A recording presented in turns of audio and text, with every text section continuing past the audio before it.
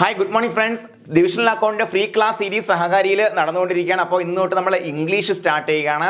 ഇംഗ്ലീഷിനെ നിങ്ങൾ ഭയക്കേണ്ട കാര്യമില്ല. സഹകാരിയുടെ ഡിവിഷണൽ അക്കൗണ്ടിന്റെ ഇംഗ്ലീഷ് ക്ലാസ്സുകൾ പ്രത്യേകിച്ച് പ്രിസൈസ് റൈറ്റിംഗ് തൊട്ട് ഒടുക്കം വരെ അല്ലെ ആ ഡീറ്റെയിൽഡ് സിലബസ് കംപ്ലീറ്റ് കൈകാര്യം ചെയ്യുന്നത് നമ്മുടെ പ്രിയപ്പെട്ട റിയാസ് സാറാണ്. റിയാസ് സാറിനെ നമുക്കൊന്ന് സ്വാഗതം ചെയ്യാം. അപ്പോൾ എനിക്ക് നിങ്ങളുടെ അടുത്ത് ആമുഖമായിട്ട് പറയാനുള്ള പ്രധാനപ്പെട്ട കാര്യം, നിങ്ങൾ ഈ പരീക്ഷയെ ഭയക്കേണ്ടതൊന്നുമില്ല.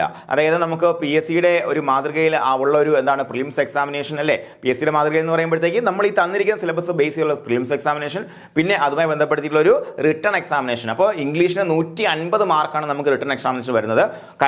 ഇക്കഴിഞ്ഞ പരീക്ഷയിൽ 4 മാർക്കിന് ചോദിച്ച ചോദ്യങ്ങൾ ശരിക്കും ഈ ഒരൊറ്റ ക്ലാസ് പഠിച്ചാൽ നിങ്ങൾക്ക് ആൻസർ ചെയ്യാൻ പറ്റും എന്നുള്ളതാണ്. അപ്പോൾ അതിനുവേണ്ടി നിങ്ങൾ ചെയ്യേണ്ടത് എത്രമാത്രം, തുടക്കം മുതൽ ഒടുക്കം വരെ ക്ലാസ് കാണുക. അതിന് മുന്നോടിയായിട്ട് നിങ്ങൾ എന്ത് ചെയ്യുക, DND മോഡ് ഓൺ ആക്കുക ഫോണിൽ. ആര് നമ്മളെ വിളിച്ചോട്ടെ, കുഴപ്പമില്ല, ഈ പരിപാടി കഴിഞ്ഞിട്ട് വിളിക്കാം അല്ലേ. അതുപോലെ നമ്മൾ കൃത്യമായിട്ട് മോട്ടിവേറ്റഡ് ആയിരിക്കുക. Throughout beginning to the end നമ്മൾ എന്താകുക, മോട്ടിവേറ്റഡ് ആയിരിക്കും. ഇതൊക്കെയാണ് നമ്മൾ ഏതൊരു മത്സര പരീക്ഷ പ്രിപ്പറേഷനും മുന്നോടിയായിട്ട് ചെയ്യേണ്ടത്. അതുപോലെ ഇനി പ്രധാനമായിട്ട് എടുത്ത് പറയേണ്ടത്, നമ്മുടെ ഈ ഫ്രീ ക്ലാസ് സീരീസും ഈ ക്ലാസ്സുമായി ബന്ധപ്പെടുത്തിയുള്ള നോട്ട്സും അതുപോലെ ക്വസ്റ്റ്യൻസും എക്സാമിനേഷനും ഒക്കെ എഴുതി നിങ്ങൾക്ക് പ്രാക്ടീസ് ചെയ്യാൻ താല്പര്യമുണ്ടെന്നുണ്ടെങ്കിൽ താഴെ കാണുന്ന ഫോൺ നമ്പറിലേക്ക് നിങ്ങളുടെ പേരും ജില്ലയും അതുപോലെ DA എന്ന് പറയുന്ന കോഡ് നിങ്ങൾ വാട്സ്ആപ്പ് ചെയ്താൽ മതിയാവും. നമ്മുടെ ഗ്രൂപ്പിലേക്ക് വന്നാൽ നമ്മുടെ റെഗുലർ കോഴ്സ് തുടങ്ങുന്നതിന് മുന്നോടിയായിട്ട് വരുന്ന എല്ലാ ക്ലാസ്സുകളും നമുക്ക് പ്രാക്ടീസ് ചെയ്യാനകത്ത് അടിപൊളിയായിട്ട് പോകാം കേട്ടോ. അപ്പോൾ സ്നേഹപൂർവ്വം നമുക്ക് റിയാസ് സാറിനെ സ്വാഗതം ചെയ്യാം. ഹലോ ഫ്രണ്ട്സ്, ഏവർക്കും സഹകാരി റൈസ് പ്ലസിലേക്ക് സ്വാഗതം. ശ്യാം സാർ പറഞ്ഞതുപോലെ നമ്മൾ ഇന്ന് ഡിവിഷണൽ അക്കൗണ്ടിന്റെ ഇംഗ്ലീഷ് ക്ലാസ് സ്റ്റാർട്ട് ചെയ്യുകയാണ്. അപ്പോൾ സഹകാരിയിലൂടെ വളരെ പ്രധാനപ്പെട്ട ടോപ്പിക്സ് നിങ്ങൾക്ക് ഫ്രീ ക്ലാസ് ആയിട്ട് ലഭിക്കുകയാണ്.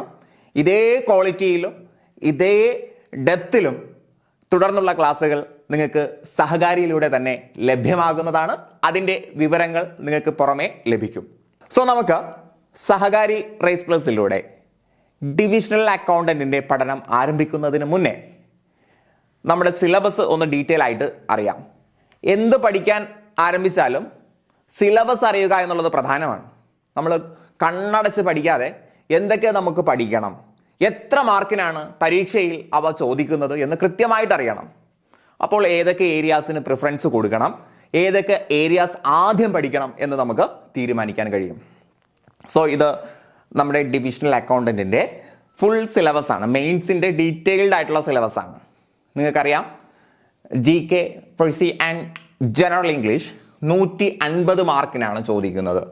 3 മണിക്കൂർ നീണ്ടു നിൽക്കുന്ന പരീക്ഷയായിരിക്കും. അപ്പൊ ഇതില് ഡിസ്ക്രിപ്റ്റീവ് ആയിട്ടുള്ള ചോദ്യങ്ങളാണ് വരുന്നത്, ഒരിക്കലും OMR അല്ല. അഥവാ നമുക്ക് ആൻസേഴ്സ് കറുപ്പിക്കുന്ന രീതിയിലുള്ള ചോദ്യങ്ങളല്ല വരുന്നത്. നാം പൂർണ്ണമായിട്ടും ആൻസേഴ്സ് എഴുതുക തന്നെ ചെയ്യണം. അപ്പൊ 150 മാർക്കിൽ GKയും ജനറൽ ഇംഗ്ലീഷും PERCYയും ഉൾപ്പെടുന്നുണ്ട്. ദെൻ എലമെന്ററി ബുക്കിലേക്കും മാത്സ് എന്ന് പറയുമ്പോൾ അരിത്തമെറ്റിക് മെൻസുറേഷൻ ആണ്. ഞാൻ അതിലേക്കൊന്നും കടക്കുന്നില്ല. നമുക്ക് ഇംഗ്ലീഷിനെ കുറിച്ച് മാത്രം ഈ ക്ലാസ്സിൽ ചർച്ച ചെയ്യാം. Part 2 English language. ഇതിന് പുറമെ GKയും മറ്റു കാര്യങ്ങളൊക്കെ ഉണ്ട്. ഇംഗ്ലീഷ് വരുന്ന സമയത്ത് പാർട്ട് 2, പാർട്ട് 3 ഇങ്ങനെ 2 സെഷനായിട്ട് തിരിച്ചാണ് ഇംഗ്ലീഷ് സിലബസിൽ പരാമർശിക്കുന്നത്.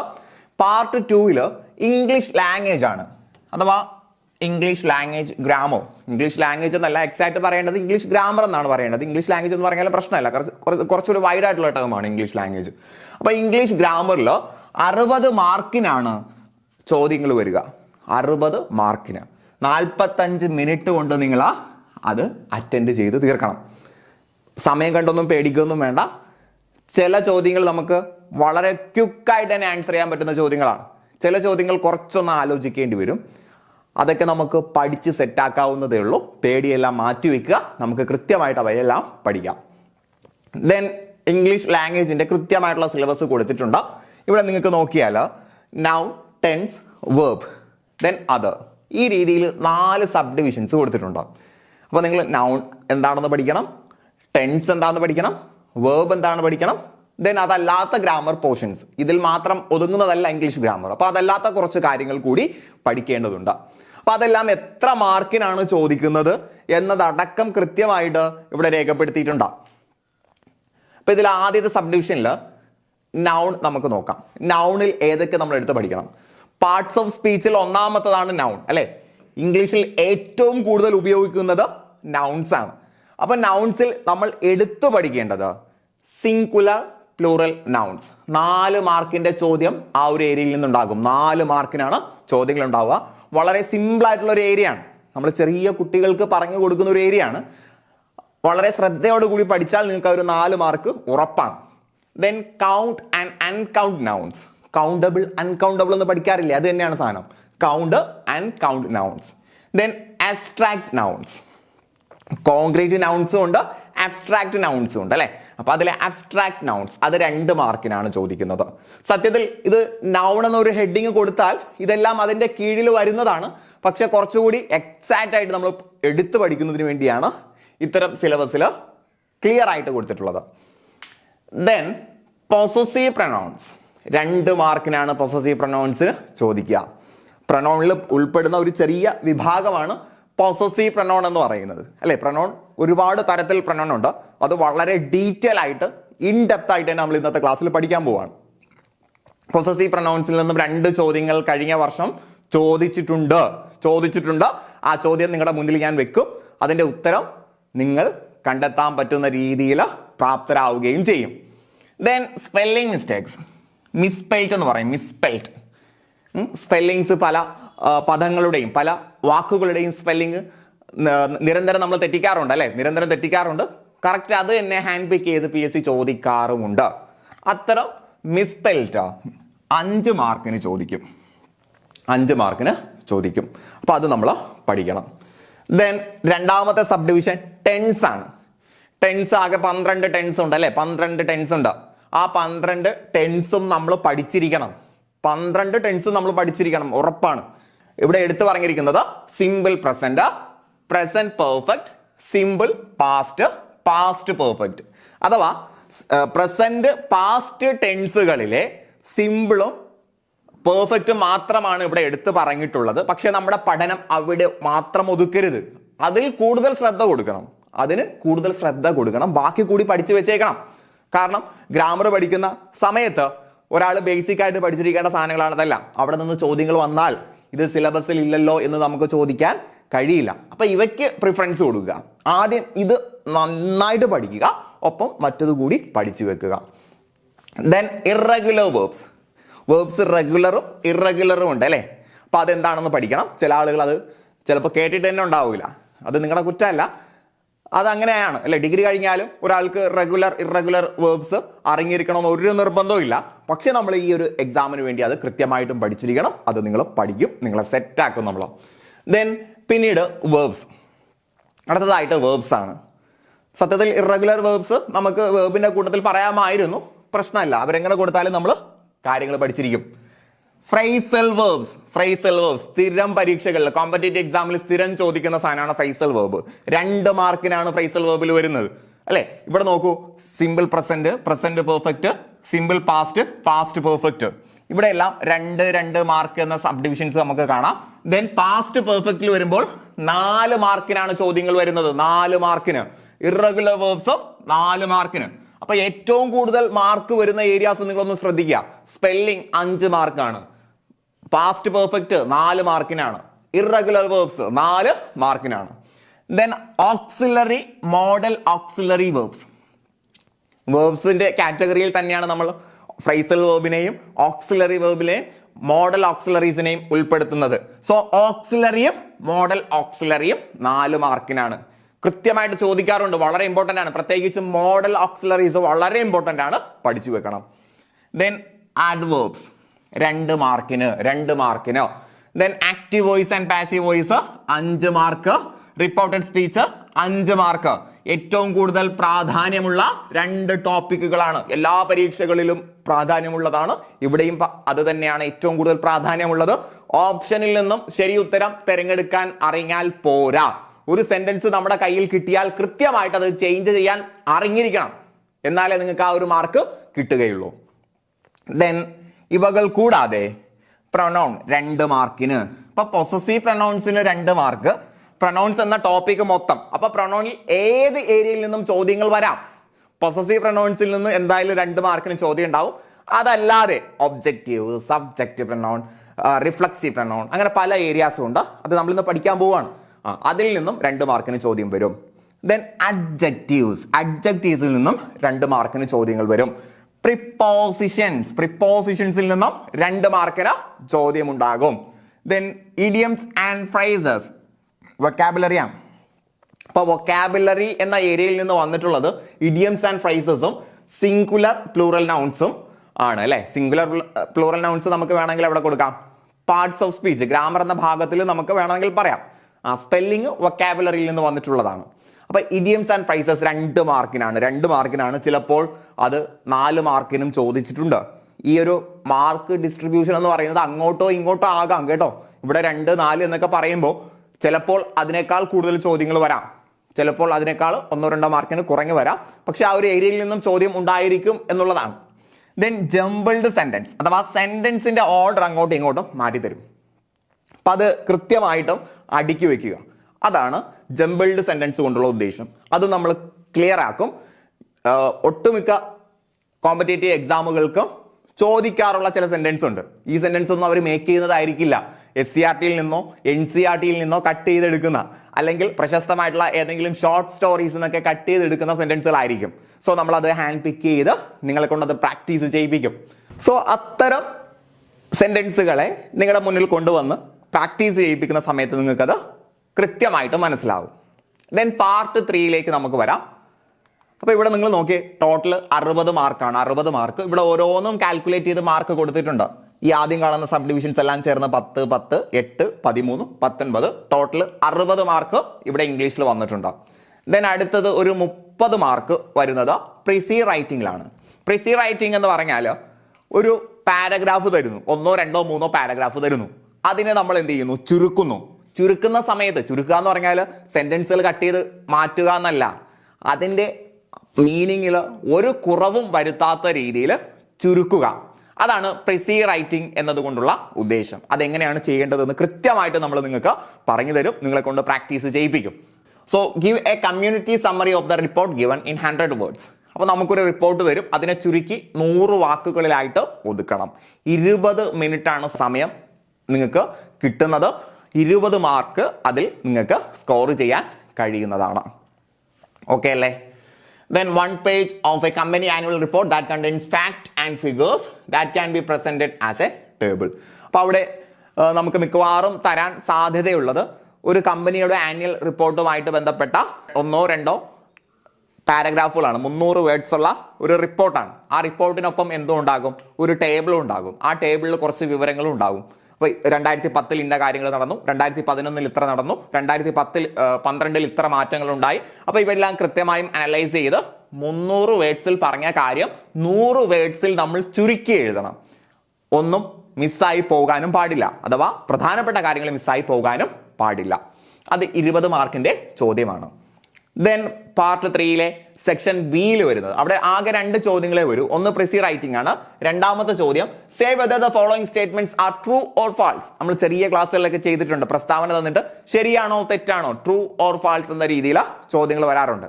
ഇതുപോലെ മിക്കവാറും ഒരു പാസേജ്, നേരത്തെ തന്ന അതേ പാസേജിൽ നിന്നുള്ള ചോദ്യങ്ങളായിരിക്കും തരിക, സ്റ്റേറ്റ്മെന്റുകളായിരിക്കും തരിക. അത് കറക്റ്റ് ആണോ ഇൻകറക്റ്റ് ആണോ എന്ന് എഴുതി കൊടുക്കുകയാണ് വേണ്ടത്. ഇതാണ് നമ്മുടെ സിലബസ്. അപ്പൊ ഈ സിലബസ് കൃത്യമായിട്ട് പഠിച്ചു കഴിഞ്ഞാൽ നിങ്ങൾക്ക് ഉറപ്പായിട്ടും ഇംഗ്ലീഷിലെ 30+60 90 മാർക്സ് നിങ്ങൾക്ക് സ്കോർ ചെയ്യാൻ കഴിയും. സോ നിങ്ങൾ അതിന് റെഡി ആവുക. നമുക്കെന്നാൽ സ്റ്റാർട്ട് ചെയ്യാം. സോ ഇന്നത്തെ ക്ലാസ്സിൽ നമ്മൾ പ്രൊനൗൺ ആണ് പഠിക്കാൻ പോകുന്നത്. അപ്പൊ നമ്മുടെ സിലബസിൽ പ്രൊനൗൺ എടുത്തു പറഞ്ഞിട്ടുണ്ട്, അതുകൊണ്ടാണ് ഞാൻ അവിടെ നിന്ന് സ്റ്റാർട്ട് ചെയ്യുന്നത്. മാത്രമല്ല റിഫ്ലക്സീവ് പ്രൊനൗൺ എന്ന് പറഞ്ഞ്, അല്ലെങ്കിൽ പൊസസീവ് പ്രൊനൗൺ എന്ന് പറഞ്ഞ് മറ്റൊരു ഏരിയകളിലും ഈ പ്രൊനൗണിന്റെ ഒരു സബ് ഡിവിഷൻ എടുത്തു പറയുന്നുണ്ട്. അപ്പോൾ ചുരുക്കം പറഞ്ഞാൽ ഒരു 3-4 മാർക്കിനൊക്കെ നമ്മുടെ ഭാഗ്യം പോലെ ഇരിക്കും. ചിലപ്പോൾ 2 മാർക്ക്, മാക്സിമം പോയാൽ ഒരു 4-5 മാർക്കിന് വരെയൊക്കെ ഈ ഒരു ഏരിയയിൽ നിന്നും ചോദ്യങ്ങൾ പ്രതീക്ഷിക്കാവുന്നതാണ്. So let's start. സോ പ്രൊനൗണുമായിട്ട് ബന്ധപ്പെട്ട 2 പരീക്ഷകളിൽ, അഥവാ 2022 ഇത് 2022 ചോദ്യമാണ്. 2 ചോദ്യങ്ങൾ. ചെറിയ ക്ലാരിറ്റി കുറവുണ്ടെന്ന് തോന്നുന്നു, കുഴപ്പമില്ല. ഇത് ടൈപ്പ് ചെയ്ത സാധനം വേറെ വരുന്നുണ്ടോ? 2022 33ാമത്തെ ചോദ്യത്തിൽ A-B എന്ന 2 ചോദ്യങ്ങൾ 2 മാർക്കിന്.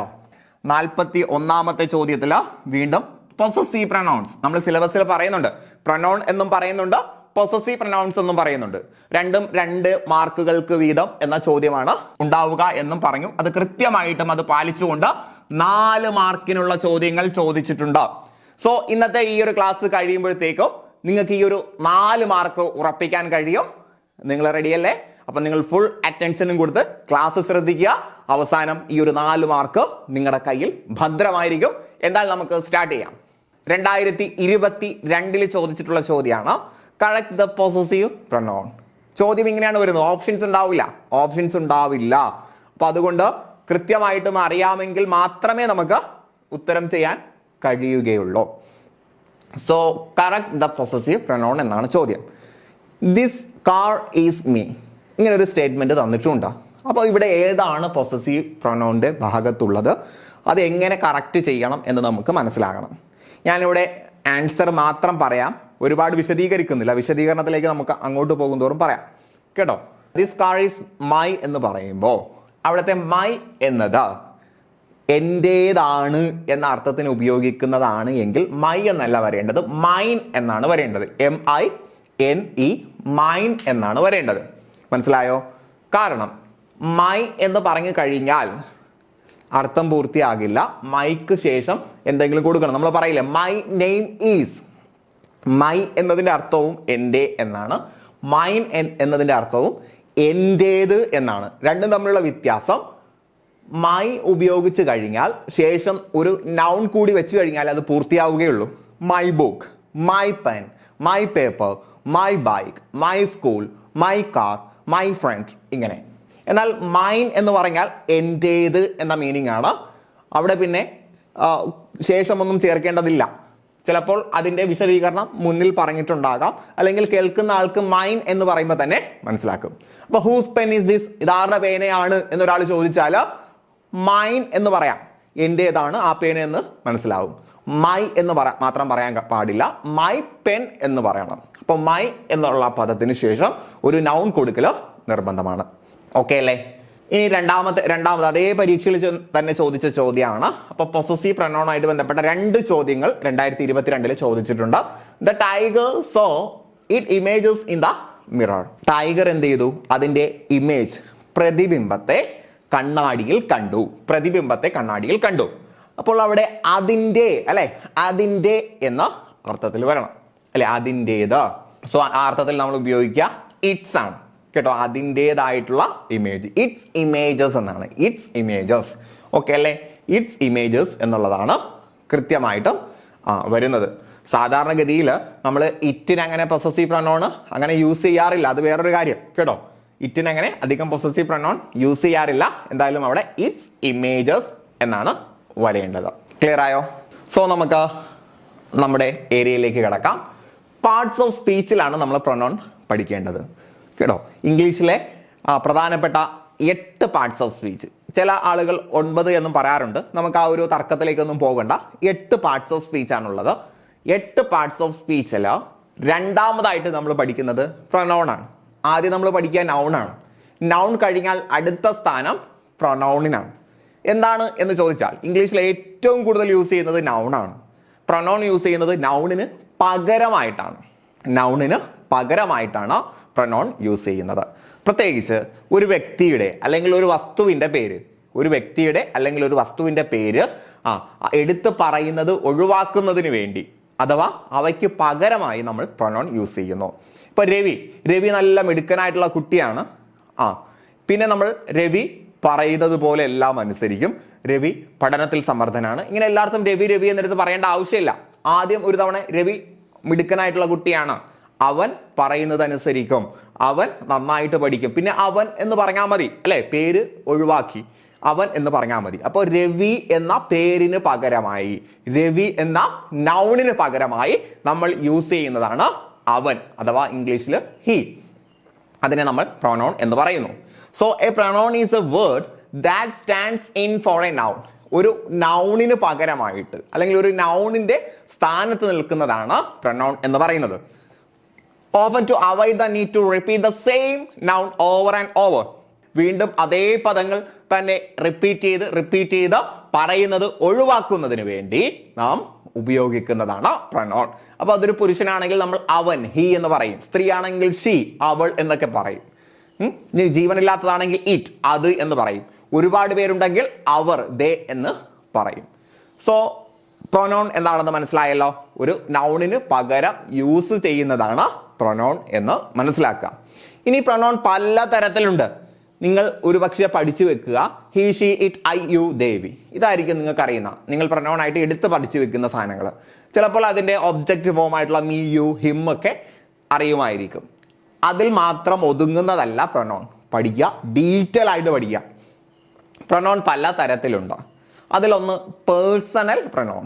പേഴ്സണൽ പ്രൊനൗൺ എന്താണ്? Personal pronouns they are used in statements and commands but not in questions. സ്റ്റേറ്റ്മെന്റുകളിൽ എല്ലാം ഉപയോഗിക്കുന്നത്, സ്റ്റേറ്റ്മെന്റ്സിലൊക്കെ ഉപയോഗിക്കുന്നത് പേഴ്സണൽ പ്രൊനൗൺ ആണ്.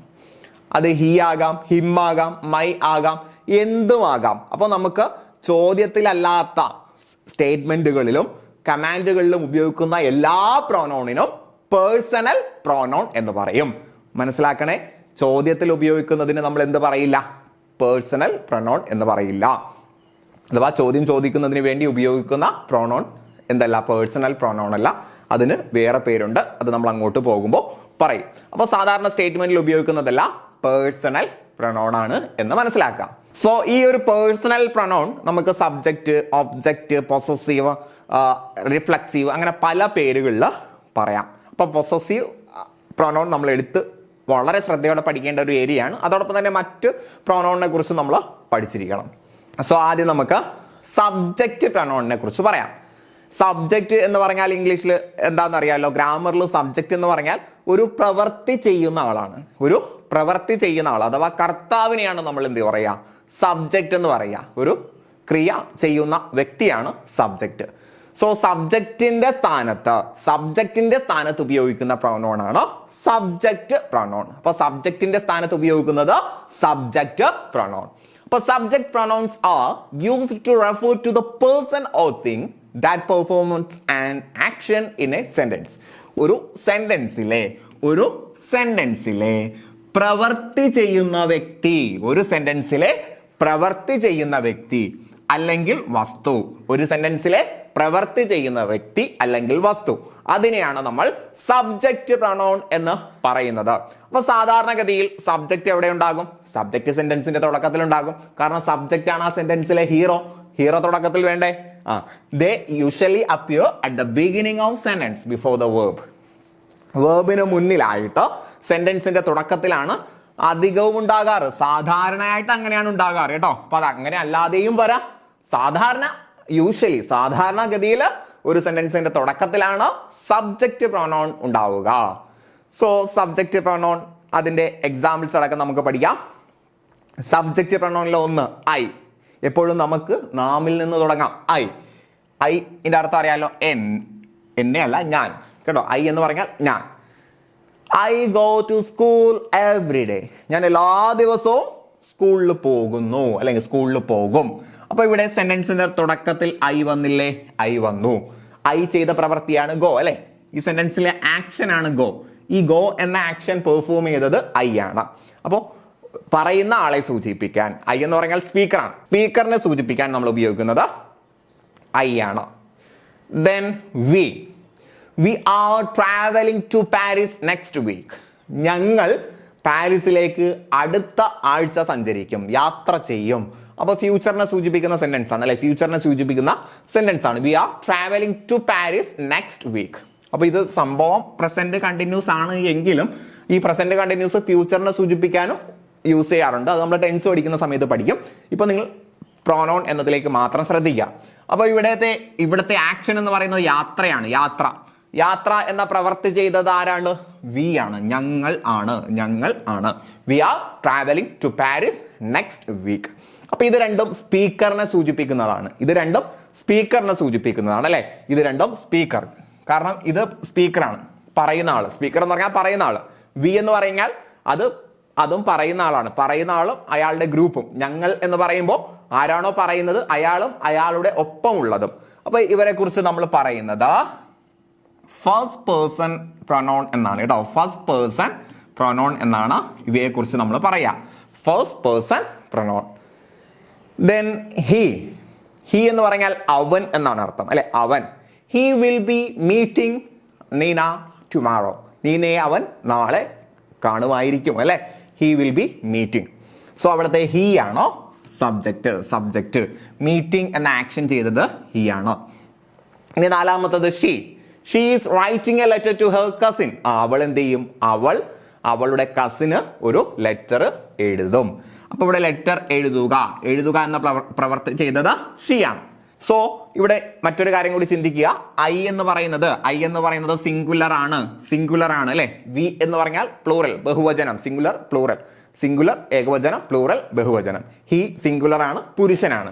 ഷീ സിംഗുലർ ആണ്, സ്ത്രീയാണ്. അവൾ അല്ലെ, അവൾ എന്ന് പറയുമ്പോൾ ഒരു സ്ത്രീ, ഹി എന്ന് പറയുമ്പോൾ ഒരു പുരുഷൻ. ദെൻ യു എന്ന് പറയുമ്പോൾ രണ്ടർത്ഥത്തിന് യൂസ് ചെയ്യാം. നീ എന്ന അർത്ഥത്തിനും നിങ്ങൾ എന്ന അർത്ഥത്തിനും യു തന്നെയാണ് യൂസ് ചെയ്യുക. Did you get the book you were looking for? നിങ്ങൾ നോക്കുന്ന പുസ്തകം നിങ്ങൾക്ക് കിട്ടിയിട്ടുണ്ടോ എന്നാണ് ചോദ്യം. സോ ഇവിടത്തെ യു എന്ന് പറയുന്നത് നമ്മുടെ സബ്ജക്റ്റ് ആണ്. അത് ക്വസ്റ്റ്യൻ ആണ് അല്ലെ, ക്വസ്റ്റ്യൻ ആണ്. അപ്പൊ യു എന്ന് പറയുന്നത് അവിടുത്തെ സബ്ജക്റ്റ് ആണ്. Then they will be playing the final match in Australia. ഓസ്ട്രേലിയയിൽ അവരുടെ അവസാനത്തെ മത്സരം കളിക്കുന്നതാണ്, പ്ലേ ചെയ്യുന്നതാണ്. അപ്പൊ അവിടെ പ്ലേയിങ് എന്ന സബ്ജക്റ്റ് ചെയ്തത് ദേ ആണ്. ഓക്കെ അല്ലേ? സോ ഇവിടെ മറ്റൊരു കാര്യം കൂടി മനസ്സിലാക്കുക. നമ്മൾ പറഞ്ഞു സ്പീക്കർ അല്ലെങ്കിൽ സ്പീക്കർ അടങ്ങിയ ഗ്രൂപ്പിനെ സൂചിപ്പിക്കുന്ന പ്രൊനൗൺ ഫസ്റ്റ് പേഴ്സൺ ആണ്. ഇനി ലിസണർ, കേൾക്കുന്ന ആൾ. അപ്പൊ ആദ്യം നമ്മൾ എപ്പോഴും ഇമ്പോർട്ടൻസ് നൽകുന്നത് പറയുന്ന ആൾക്കാണ്. രണ്ടാമത് ഇമ്പോർട്ടൻസ് നൽകുന്നത് കേൾക്കുന്ന ആൾക്കാണ്. അപ്പൊ കേൾക്കുന്ന ആളെ സൂചിപ്പിക്കുന്നത് ഇതിൽ ഏതാ? യു ആണ് അല്ലെ, യു. അപ്പൊ ഇതിന് നമ്മൾ രണ്ടാം സ്ഥാനം കൊടുത്തിട്ട് സെക്കൻഡ് പേഴ്സൺ പ്രൊനൗൺ എന്ന് പറയുന്നു. ഇനി ബാക്കിയുള്ളതെല്ലാം അഥവാ സ്പീക്കറും ലിസണറും അല്ലാത്ത ആളുകൾ, അത് അവൻ, അവൾ, അവർ എന്നൊക്കെ പറയുമ്പോൾ അത് പറഞ്ഞാളും അല്ല കേട്ടാളും അല്ല, ഇവർ രണ്ടുപേരും അല്ലാത്തതാണ്, ഒരു ഔട്ട്സൈഡറാണ്. അവരെ നമ്മൾ തേർഡ് പേഴ്സൺ എന്ന് പറയുന്നു. ബാക്കിയുള്ളവയെ നമ്മൾ എന്ത് പറയുന്നു? തേർഡ് പേഴ്സൺ എന്ന് പറയുന്നു. അതുകൂടി മനസ്സിലൊന്ന് ഓർത്ത് വെച്ചേക്കാം. ഓക്കെ അല്ലേ? സോ അതിന്റെ ഒരു വിശദീകരണം ഈ ഒരു പിക്ചറിൽ കൊടുത്തിട്ടുണ്ട് കേട്ടോ. ഐ ഫസ്റ്റ് പേഴ്സൺ ആണ്, യു സെക്കൻഡ് പേഴ്സൺ ആണ്, ഹി തേർഡ് പേഴ്സൺ ആണെന്നൊക്കെ അവിടെ കൊടുത്തിട്ടുണ്ട്. സിംഗുലർ ഏതാണ്, പ്ലൂറൽ ഏതാന്ന് കൊടുത്തിട്ടുണ്ട്. അപ്പൊ I, you, he, she, it, we, you, they. കേട്ടോ, I, you, he, she, it, we, you, they. ഇത് ഇത്രയും സബ്ജക്റ്റിനെ സൂചിപ്പിക്കുന്നതാണ്. അപ്പൊ പ്രവൃത്തി ചെയ്ത ആള് സബ്ജക്റ്റ് ആണ്. ആരുടെ മേൽ പ്രവൃത്തി സംഭവിക്കുന്നു അതാണ് ഒബ്ജക്റ്റ്. അപ്പോൾ ആ ഒരു ഒബ്ജക്റ്റിനെ സൂചിപ്പിക്കുന്നത് ഒബ്വിയസ്ലി ഒബ്ജക്റ്റ് പ്രോനൗൺ ആയിരിക്കും. അപ്പോൾ object pronouns also known as objective pronouns. Object പ്രോനൗണിന്റെ മറ്റൊരു പേരാണ് ഒബ്ജക്റ്റീവ്. കേട്ടോ, രണ്ടും സെയിം ആണ്. ഒബ്ജക്റ്റ് പ്രോനൗൺ എന്ന് പറഞ്ഞാലും ഒബ്ജക്റ്റീവ് പ്രോനൗൺ എന്ന് പറഞ്ഞാലും സെയിം ആണ്. It represents the person or thing affected by an action. ഒരു പ്രവൃത്തി ആരെയാണോ ബാധിക്കുന്നത്, അഫക്റ്റ് ചെയ്യുന്നത്, അവരെ കുറിച്ചാണ് നമ്മൾ ഒബ്ജക്റ്റീവ് പ്രൊനൗൺ എന്ന് പറയുന്നത്. അപ്പോൾ ഒരു പ്രവൃത്തി ആരെയാണോ ബാധിക്കുന്നത് അവരെ കുറിച്ച് നമ്മൾ ഒബ്ജക്റ്റീവ് പ്രൊനൗൺ എന്ന് പറയുന്നു. അപ്പൊ നമ്മൾ ഐ ലവ് യു എന്ന് പറയുന്ന സമയത്ത് അല്ലെ, അപ്പോൾ സ്നേഹം എന്ന പ്രവൃത്തി ആരെയാണോ ബാധിക്കുന്നത് അതാണ് ഒബ്ജക്റ്റ്. അപ്പൊ സ്നേഹം എന്ന പ്രവൃത്തി ബാധിക്കുന്നത് യു ആണ് അല്ലെ, യുവിനെയാണ്. അപ്പൊ യു ആണ് അവിടുത്തെ object. They usually appear after verb or preposition. ഈ ഒബ്ജക്റ്റ് സബ്ജക്റ്റ് തുടക്കത്തിൽ വരും എന്ന് നമ്മൾ പറഞ്ഞു. ഒബ്ജക്റ്റ് സാധാരണ വരിക വേർബിന് ശേഷമാണ് അല്ലെങ്കിൽ ഒരു പ്രിപ്പോസിഷന് ശേഷമാണ്. ചിലപ്പോൾ ഒരു വേർബിന് ശേഷം നേരിട്ട് ഒരു നൗൺ വരില്ല എങ്കിൽ ഒരു പ്രിപ്പോസിഷന് ശേഷമാണ് വരുന്നത്. നമുക്ക് എക്സാമ്പിൾ നോക്കാം. നേരത്തെ നമ്മൾ ഐ സബ്ജക്റ്റ് ആണെന്ന് പറഞ്ഞു, അതിന്റെ ഒബ്ജക്റ്റ് ആണ് me. He told me A joke. He എന്നത് സബ്ജക്റ്റ് ആണ്, നമ്മൾ നേരത്തെ പഠിച്ചു. മീ എന്നുള്ളത് ഒബ്ജക്റ്റ് ആണ്. കാരണം കേൾക്കുക എന്ന ആ ഒരു ആക്ഷൻ ആരുടെ മേലാണ് സംഭവിച്ചിട്ടുള്ളത് അല്ലെങ്കിൽ അഫക്ട് ചെയ്തിട്ടുള്ളത്? മീയുടെ മേലാണ് അല്ലെ. He told me A joke. Then you എന്ന് പറയുന്നത് സബ്ജക്റ്റ് ആയാലും ഒബ്ജക്റ്റ് ആയാലും യു എന്നാണ് ആ ഒരു സ്ട്രക്ചറിൽ മാറ്റമൊന്നും ഇല്ലാതെ വരുന്നത്. യു സബ്ജക്റ്റ് ആയാലും യു തന്നെയാണ്, ഒബ്ജക്റ്റ് ആയാലും യു തന്നെയാണ്. I tell you jokes all the time. I tell you jokes all the time. ഞാൻ നിങ്ങളോട് എപ്പോഴും തമാശകൾ പറയുന്നു. അപ്പൊ ഐ ആണ് അവിടുത്തെ സബ്ജക്റ്റ്, യു ആണ് അവിടുത്തെ ഒബ്ജക്റ്റ്. അപ്പൊ അത് ഒബ്ജക്റ്റ് ആണെന്ന് എങ്ങനെ മനസ്സിലാവും? വേർബിന് ശേഷം വന്നാൽ ഒബ്ജക്റ്റ്, വേർബിന് ശേഷമാണല്ലോ വരുന്നത്. ടെൽ എന്ന വേർബിന് ശേഷം വന്നത് കൊണ്ട് ഒബ്ജക്റ്റ്. സബ്ജക്റ്റ് ആണെങ്കിൽ വേർബിന് മുന്നിൽ വരണം, സെന്റൻസിന് മുന്നിൽ വരണം, എന്നാലേ അത് സബ്ജക്റ്റ് ആവുകയുള്ളൂ. Then him. അപ്പൊ മീ എന്ന് പറയുമ്പോൾ ഐയുടെ ഒബ്ജക്റ്റ് ആണ്. ഐ ഞാൻ, നീ എന്നെ. യു എന്ന് പറയുമ്പോൾ നീ എന്ന അർത്ഥത്തിൽ സബ്ജക്റ്റ് ആയിട്ടും നിങ്ങളെ അല്ലെങ്കിൽ നിന്നെ, രണ്ടിനും യു തന്നെയാണ് വരുന്നത്. സിംഗുലർ ആയാലും പ്ലൂറൽ ആയാലും യു തന്നെയാണ് വരുന്നത്. അപ്പോൾ നിങ്ങളെ അല്ലെങ്കിൽ നിന്നെ എന്ന അർത്ഥത്തിൽ യു തന്നെയാണ് വരുന്നത്. ഹി എന്ന് പറഞ്ഞാൽ അവനാണ്. ഹിം അവനെ. Don't tell him any jokes. അവനോട് ഒരു ജോക്കും ഒരു തമാശയും പറയണ്ട. അപ്പൊ അവനോട്.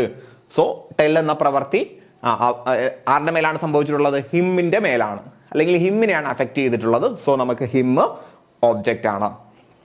ദെൻ അടുത്തത് ഹെർ, അവളെ. ഷീ അവൾ, ഹെർ അവളെ. Tell her jokes instead. അതിന് പകരമായിട്ട് അവളോട് എന്ത് പറയുക? തമാശകൾ പറയുക. അപ്പൊ ടെൽ ഇവിടെ എല്ലാം വേർബ് ഒബ്ജക്റ്റിന് മുന്നിൽ വരുന്നുണ്ട്. അതുകൂടി നിങ്ങൾ ശ്രദ്ധിച്ചോളണം. നിങ്ങൾ ഈ ഒരു സെന്റൻസ് ചിലപ്പോൾ എഴുതേണ്ടി വരും. ഒരു സെന്റൻസിലെ പ്രൊനൗൺ സബ്ജക്റ്റ് ആണോ ഒബ്ജക്റ്റ് ആണോ എന്ന് കണ്ടെത്തേണ്ടി വരും. ചിലപ്പോൾ അത് എടുത്ത് എഴുതേണ്ടി വരും.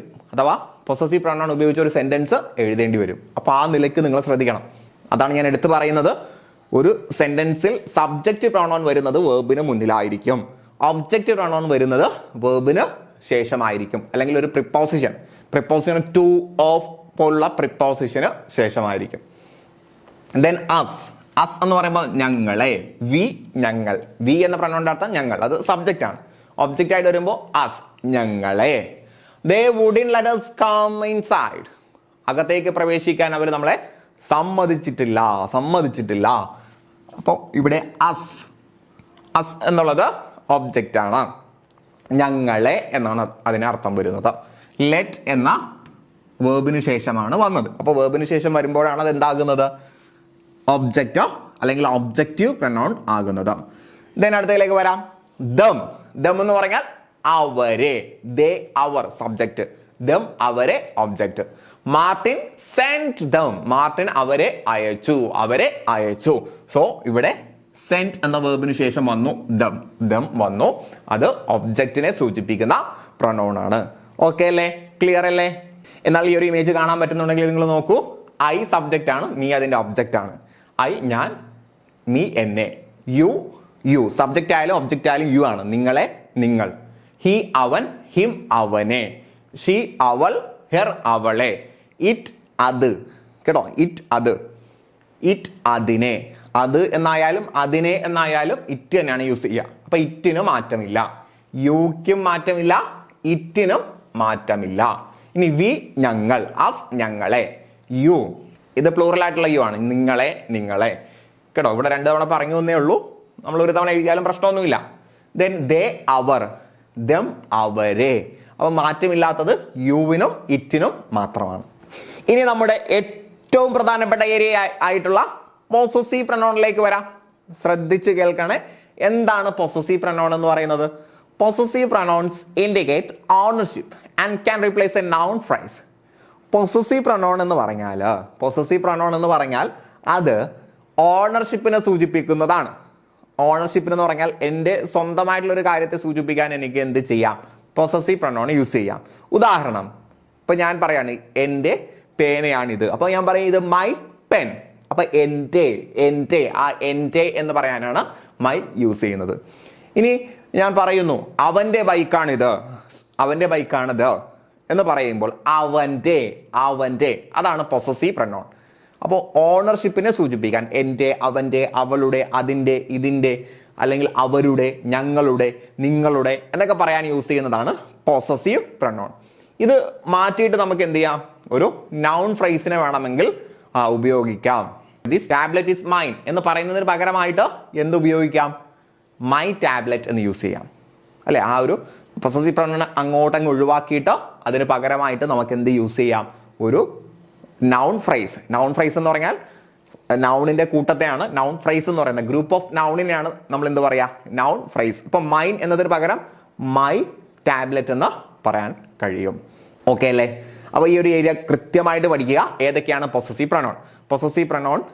ഒന്ന് മൈൻ, എന്റേത്. This tablet is mine. അപ്പൊ പൊസസീവ് പ്രൊനൗണിന് ശേഷം എന്ത് വേണ്ട? ഒരു നൗൺ കൊടുക്കേണ്ട ആവശ്യമില്ല. അതിന്റെ അർത്ഥം പൂർത്തിയാക്കാൻ ഒരു നൗണിന്റെ കൊടുക്കേണ്ട ആവശ്യമേ ഇല്ല. യുവേഴ്സ്, നിങ്ങളുടേത്. Are these shoes yours? ഈ ഷൂ നിങ്ങളുടേതാണോ? അപ്പൊ യുവേഴ്സ്. കണ്ടില്ലേ? ഇവകൾക്ക് ശേഷം ആ ഒരു മീനിങ് കംപ്ലീറ്റ് ചെയ്യാൻ ആരുടെ ആവശ്യമില്ല?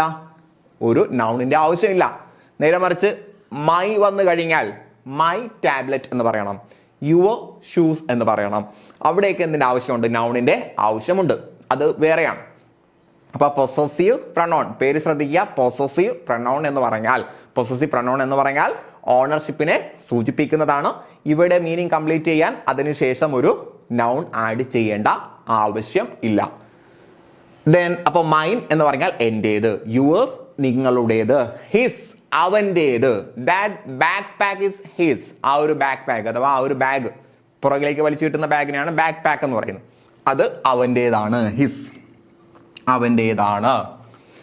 ഹേഴ്സ്, ശ്രദ്ധിക്കുക, HERS ഉണ്ട് കേട്ടോ. ഹെർ അല്ല, ഹേഴ്സ് ആണ്, HERS, hers. The red jacket is hers. ആ ഒരു റെഡ് ജാക്കറ്റ് അവളുടേതാണ്. ഇറ്റ്സ്, അതിൻ്റേത്. The dog wag its tail. നായ എന്ത് ചെയ്തു? അതിൻ്റെ ടെയില് ആട്ടുന്നു, വാലാട്ടുന്നു എന്നാണ് അർത്ഥം. അപ്പോൾ ഇറ്റ്സ്, അതിൻ്റേതായിട്ടുള്ള ടെയില്. ഇവിടെ ഇറ്റ്സ് വരുമ്പോൾ മാത്രമാണ് ഒരു അപവാദം വരുന്നത്. നമ്മൾ ഈ നേരത്തെ പറഞ്ഞതിനോടൊരു അപവാദം വരുന്നത്. അഥവാ ഇറ്റ്സ് വരുമ്പോൾ മിക്കവാറും ഒരു നൗൺ കൂടെ വരും. അപ്പൊ ഇറ്റ്സിനെ ഒന്ന് ശ്രദ്ധിക്കുക. ഇറ്റ്സ് വരുമ്പോൾ ഒരു നൗണും കൂടി കയറി വരാറുണ്ട്. അത് ഇറ്റ്സിന് വേണ്ടി മാത്രം ഉള്ള ഒരു പ്രത്യേകതയാണ്. നേരത്തെ ആദ്യത്തെ ഒരു ചോദ്യം തന്നില്ലേ, അവിടെയും ഇറ്റ്സിന്റെ കൂടെ ഒരു നൗൺ കയറി വരുന്നുണ്ട്. Hours, this garden is hours. ഈ ഒരു ഗാർഡൻ ഞങ്ങളുടേതാണ്. സോ അവേഴ്സ്, എസ് കണ്ടില്ലേ, അവേഴ്സ്. അവർ എന്നല്ല, അവേഴ്സ്. അവർ എന്നല്ല, അവേഴ്സ് ആണ് കേട്ടോ, ഞങ്ങളുടേതാണ്. ദയേഴ്സ്, അവരുടേത്. Those seats are theirs. ആ ഇരിപ്പിടങ്ങൾ, ആ സീറ്റുകൾ അവരുടേതാണ്. ദയേഴ്സ് അല്ലെ, ദയേഴ്സ് എന്നാണ് കേട്ടോ, ദയേഴ്സ്. മനസ്സിലായോ? ക്ലിയർ ആയോ?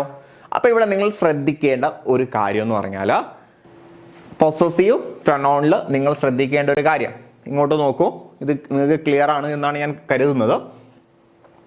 ഐ എന്നതിന്റെ പൊസസീവ് നൗൺ മൈൻ ആണ് അല്ലെ, മൈൻ എന്നുള്ളതാണ്. ഹി എന്നതിന്റെ ഹിസ് ആണ്. യു എന്നതിന്റെ യുവേഴ്സ് ആണ്. അപ്പൊ ഇതിൽ ഐക്ക് മാത്രമാണ് അവസാനം എസ് ഇല്ലാത്ത ഒരു പൊസസീവ് പ്രൊനൗൺ ഉള്ളത്. ഐയുടേത് മൈൻ ആണ്. ബാക്കി എല്ലാത്തിന്റെയും അവസാനം ഒരു എസ് ഉണ്ട് അല്ലെ. You yours, he his, she hers, it its, we ours, you yours, they theirs. ബാക്കി എല്ലാത്തിനും അവസാനം ഒരു എസ് ഉണ്ട് കേട്ടോ. അത് ഓർത്തിരിക്കുക. പൊസസീവ് പ്രൊനൗണിൽ കേട്ടോ, പൊസസീവ് പ്രൊനൗണിൽ ഐ ഒഴികെ ഉള്ളതിൽ എല്ലാത്തിലും അവസാനം എന്ത് വരുന്നുണ്ട്? ഒരു എസ് കൂടി വരുന്നുണ്ട്. ഇനി നിങ്ങൾക്കൊരു സംശയം തോന്നും, മൈ എന്നുള്ളത് പൊസസീവ് പ്രൊനൗൺ അല്ലേ എന്നൊരു സംശയം തോന്നും അല്ലെ. മൈ എന്നുള്ളത് പൊസസീവ് പ്രൊനൗൺ അല്ല, അതൊരു പൊസസീവ് അഡ്ജക്റ്റീവ് ആണ്. പൊസസീവ് അഡ്ജക്റ്റീവ് ആണ്. എന്താണ് അഡ്ജക്റ്റീവ്സ്? അഡ്ജക്റ്റീവ്സ് എന്ന് പറഞ്ഞാൽ ഒരു നാമത്തെ വിശേഷിപ്പിക്കാൻ വരുന്നതാണ്. ഒരു നാമത്തെ വിശേഷിപ്പിക്കുന്നതാണ്, അല്ലെങ്കിൽ ഒരു നാമത്തെ, ഒരു നൗണിനെ എക്സ്പ്ലെയിൻ ചെയ്യുന്നതാണ് അഡ്ജക്റ്റീവ് എന്ന് പറയുന്നത്. അതുപോലെ തന്നെ പൊസസീവ് അഡ്ജക്റ്റീവ് ആകണമെങ്കിൽ അവിടെ ഒരു നൗൺ വേണം അല്ലെ. ആ നൗണിനെ എക്സ്പ്ലെയിൻ ചെയ്യാനാണ് പൊസസീവ് അഡ്ജക്റ്റീവ് വരുന്നത്. അപ്പൊ മൈ എന്ന് പറയുന്നത് ഒരു പൊസസീവ് അഡ്ജക്റ്റീവ് ആണ്. അത് എന്തിനെയാണോ എക്സ്പ്ലെയിൻ ചെയ്യുന്നത് ആ ഒരു നൗൺ കൂടി അതിന്റെ കൂടെ വരണം എന്നാണ്. അപ്പൊ മൈ എന്നുള്ളത് മാത്രമായിട്ട് പറയാൻ പാടില്ല, അതിനെ വിശദീകരിക്കുന്ന ആ ഒരു നൗൺ കൂടി വരണം. My pen, your book, his bike, her car, ഇങ്ങനെയാണ് നമ്മൾ പറയേണ്ടത്. ഓക്കെ അല്ല. അപ്പൊ പൊസസീവ് അഡ്ജക്റ്റീവും പൊസസീവ് പ്രൊനൗണും തമ്മിലുള്ള വ്യത്യാസം, പൊസസീവ് പ്രൊനൗണിന് ശേഷം ഒരു നൗൺ അത് എക്സ്പ്ലെയിൻ ചെയ്യാൻ വേണ്ടി കൊടുക്കേണ്ട ആവശ്യമില്ല. എന്നാൽ പൊസസീവ് അഡ്ജക്റ്റീവ്സ് ആണ് എങ്കിൽ അതിനുശേഷം ഒരു നൗണ് കൊടുക്കണം. മൈ നെയിം ഈസ് ഓർത്തിരുന്നാൽ മതി. മൈ നെയിം ഈസ്, അവിടെ മൈ എന്ന് മാത്രം പറഞ്ഞാൽ അർത്ഥം പൂർത്തിയാകില്ല. മൈ നെയിം, എൻ്റെ പേര് എന്ന് തന്നെ പറയണം. അപ്പോൾ my, your, his, her, its, our, your, their, ഇത് പൊസസീവ് അഡ്ജക്റ്റീവ് ആണ്. അഡ്ജക്റ്റീവ് ആണ്. അതെന്തല്ല, പ്രൊനൗൺ അല്ല. പൊസസീവ് പ്രൊനൗൺ ആണ് എങ്കിൽ അവസാനം ഒരു എസ് ഉണ്ടാകും എന്ന് ഓർത്തിരിക്കുക. അവസാനം ഒരു എസ് ഉണ്ടാകും. അപ്പൊ ഇവിടെ പൊസസീവ് അഡ്ജക്റ്റീവ് മൈ ആണ്. അത് പൊസസീവ് പ്രൊനൗൺ ആയിട്ട് വരുന്നത് മൈൻ ആണ്. പൊസസീവ് അഡ്ജക്റ്റീവ് യുവർ ആണ്, നിന്റെ അല്ലെ. ഇവിടെ പ്രൊനൗൺ ആകുമ്പോൾ ഒരു എസ് ഉണ്ടാകും, യുവേഴ്സ്. ഹിസ് പൊസസീവ് പ്രൊനൗൺ ആയാലും അഡ്ജക്റ്റീവ് ആയാലും ഒരേപോലെയാണ്, ഹിസ് ഒരേപോലെയാണ്. Then her, hers, her, hers. അപ്പോൾ ഇവിടെ ഹെർ എന്നതിൽ അവസാനം എസ് ഇല്ല, എന്നാൽ പൊസസീവ് പ്രൊനൗൺ ആകുന്ന സമയത്ത് അവസാനം എസ് കൊടുക്കുന്നു. ഇറ്റ്സ് എന്നുള്ളത് ഒരേപോലെയാണ് കേട്ടോ. ഇറ്റ്സ് എന്ന് പറയുന്നത് പൊസസീവ് അഡ്ജക്റ്റീവ് ആയാലും പ്രൊനൗൺ ആയാലും ഒരേപോലെയാണ്. സാധാരണഗതിയിൽ നമ്മൾ പറയാറ് പൊസസീവ് പ്രൊനൗണിൽ ഇറ്റ്സ് ഉപയോഗിക്കേണ്ട, പൊസസീവ് ഇറ്റിനെന്തില്ല, പൊസസീവ് പ്രൊനൗൺ ഇല്ല എന്നാണ് നമ്മൾ സാധാരണ പറയാറ്. എന്നാൽ ചില സ്ഥലങ്ങളിൽ എക്സാമ്പിളായിട്ട് നമ്മൾ എക്സാമിനടക്കം ചോദിച്ചിട്ടുണ്ട്. അതുകൊണ്ട് ഇറ്റ്സ് പൊസസീവ് പ്രൊനൗൺ എന്ന രീതിയിൽ തന്നെ പഠിച്ചു വെക്കുക. Then our, ours, your, yours, എല്ലാത്തിലും അവസാനം എസ് ചേർക്കുക. അവസാനം എസ് ഉള്ളത് പൊസസീവ് പ്രൊനൗൺ കേട്ടോ, possessive pronoun. My, your, his, her, its, our, your, their. ഇത് പൊസസീവ് അഡ്ജക്റ്റീവ് ആണ് എന്ന് പഠിച്ച് വെക്കുക, മാറിപ്പോകരുത്. ഓക്കെ അല്ലേ? ദെൻ അടുത്തത് റിഫ്ലക്സീവ് പ്രൊനൗൺ ആണ്. റിഫ്ലക്സീവ് പ്രൊനൗൺ, ഒരു കാര്യം റിഫ്ലക്സ് ചെയ്യുക എന്ന് പറഞ്ഞാൽ എന്താ? ഒരു കാര്യം റിഫ്ലക്സ് ചെയ്യുക എന്ന് പറഞ്ഞാൽ അത് അതിൻ്റെ ഒരു പ്രതിബിംബം കാണിക്കും അല്ലേ? നമ്മൾ കണ്ണാടിയിൽ നോക്കുന്ന സമയത്ത് നമ്മുടെ ഒരു പ്രതിബിംബം അവിടെ കാണാൻ കഴിയും അല്ലേ? അപ്പോൾ നമ്മളിവിടെ ഉണ്ടാകും, നമ്മുടെ ഒരു പ്രതിബിംബം അവിടെ ഉണ്ടാകും. അതുപോലെ തന്നെയാണ് റിഫ്ലക്സീവ് പ്രൊനൗൺ. നമ്മൾ ആദ്യം ഒരു നൗണിനെ പറയുന്നു, ആ നൗണിനെ ഉറപ്പിക്കുന്നതിന് വേണ്ടി ഞാൻ തന്നെയാണത് ചെയ്തത്, ഇപ്പോൾ ഞാൻ തന്നെയാണ് ആ പ്രവൃത്തി ചെയ്തത് എന്ന് ഉറപ്പിക്കുന്നതിന് വേണ്ടിയാണ് തന്നെയാണ്. അല്ലെങ്കിൽ അവൻ അവനെയാണ് കുറ്റപ്പെടുത്തുന്നത്, അവൻ അവനെ തന്നെയാണ് കുറ്റപ്പെടുത്തുന്നത്. അപ്പൊ അവൻ അവനെ കുറ്റപ്പെടുത്തുക എന്ന രീതിയിൽ അവൻ സ്വയം കുറ്റപ്പെടുത്തി എന്ന് പറഞ്ഞാൽ മതി. പക്ഷെ അവൻ അവനെ തന്നെയാണ് കുറ്റപ്പെടുത്തുന്നത് എന്ന് പറയുന്നത് ആ ഒരു പ്രൊനൗണിനെ ഒന്ന് ഉറപ്പിക്കുന്നതിന് വേണ്ടി, ഒന്ന് റിഫ്ലക്സ് ചെയ്ത് കാണിക്കുന്നതിന് വേണ്ടിയാണ്. ചുരുക്കി പറഞ്ഞാൽ ഒരു സെന്റൻസിൽ സബ്ജക്റ്റും ഒബ്ജക്റ്റും ഒന്നായി വരുമ്പോൾ, അഥവാ പ്രവൃത്തി ചെയ്ത ആളും ഒന്ന് തന്നെയാണ്, പ്രവൃത്തി സംഭവിച്ചതും അയാളുടെ മേലാണ്. അപ്പൊ ഞാൻ എന്നെ കുറ്റപ്പെടുത്തി, അപ്പൊ ഞാനാണ് കുറ്റപ്പെടുത്തിയത്. കുറ്റപ്പെടുത്തുക എന്നുള്ള പ്രവൃത്തി സംഭവിച്ചത് എന്നിൽ നിന്നാണ്. അത് ആരുടെ മേലാ സംഭവിച്ചത്? എൻ്റെ മേൽ തന്നെയാണ് അല്ലെ? ഞാൻ എന്നെ തന്നെ കുറ്റപ്പെടുത്തി, അവൻ അവനെ തന്നെ അടിച്ചു, അവൻ അവനെ തന്നെ പഴിച്ചു, അവർ അവരെ തന്നെ തോൽപ്പിച്ചു. അപ്പൊ ഒരു സെന്റൻസിൽ സബ്ജക്റ്റും ഒബ്ജക്റ്റും സെയിം ആകുന്ന സമയത്ത് അവിടെ റിഫ്ലക്സീവ് പ്രൊനൗൺ യൂസ് ചെയ്യുന്നു. So reflexive pronouns are used when the subject and object of a verb are the same. ഒരു സെന്റൻസിലെ സബ്ജക്റ്റും ഒബ്ജക്റ്റും സെയിം ആകുന്ന സമയത്ത് നമ്മൾ റിഫ്ലക്സീവ് പ്രൊനൗൺ യൂസ് ചെയ്യും. They can be used as direct objects, indirect objects or objects of a preposition. അപ്പോൾ ഇവിടെ object ആയിട്ട് നമുക്ക് direct ഒബ്ജക്റ്റോ indirect ഒബ്ജക്റ്റോ preposition ആയിട്ടുള്ള ഒബ്ജക്റ്റോ യൂസ് ചെയ്യാം.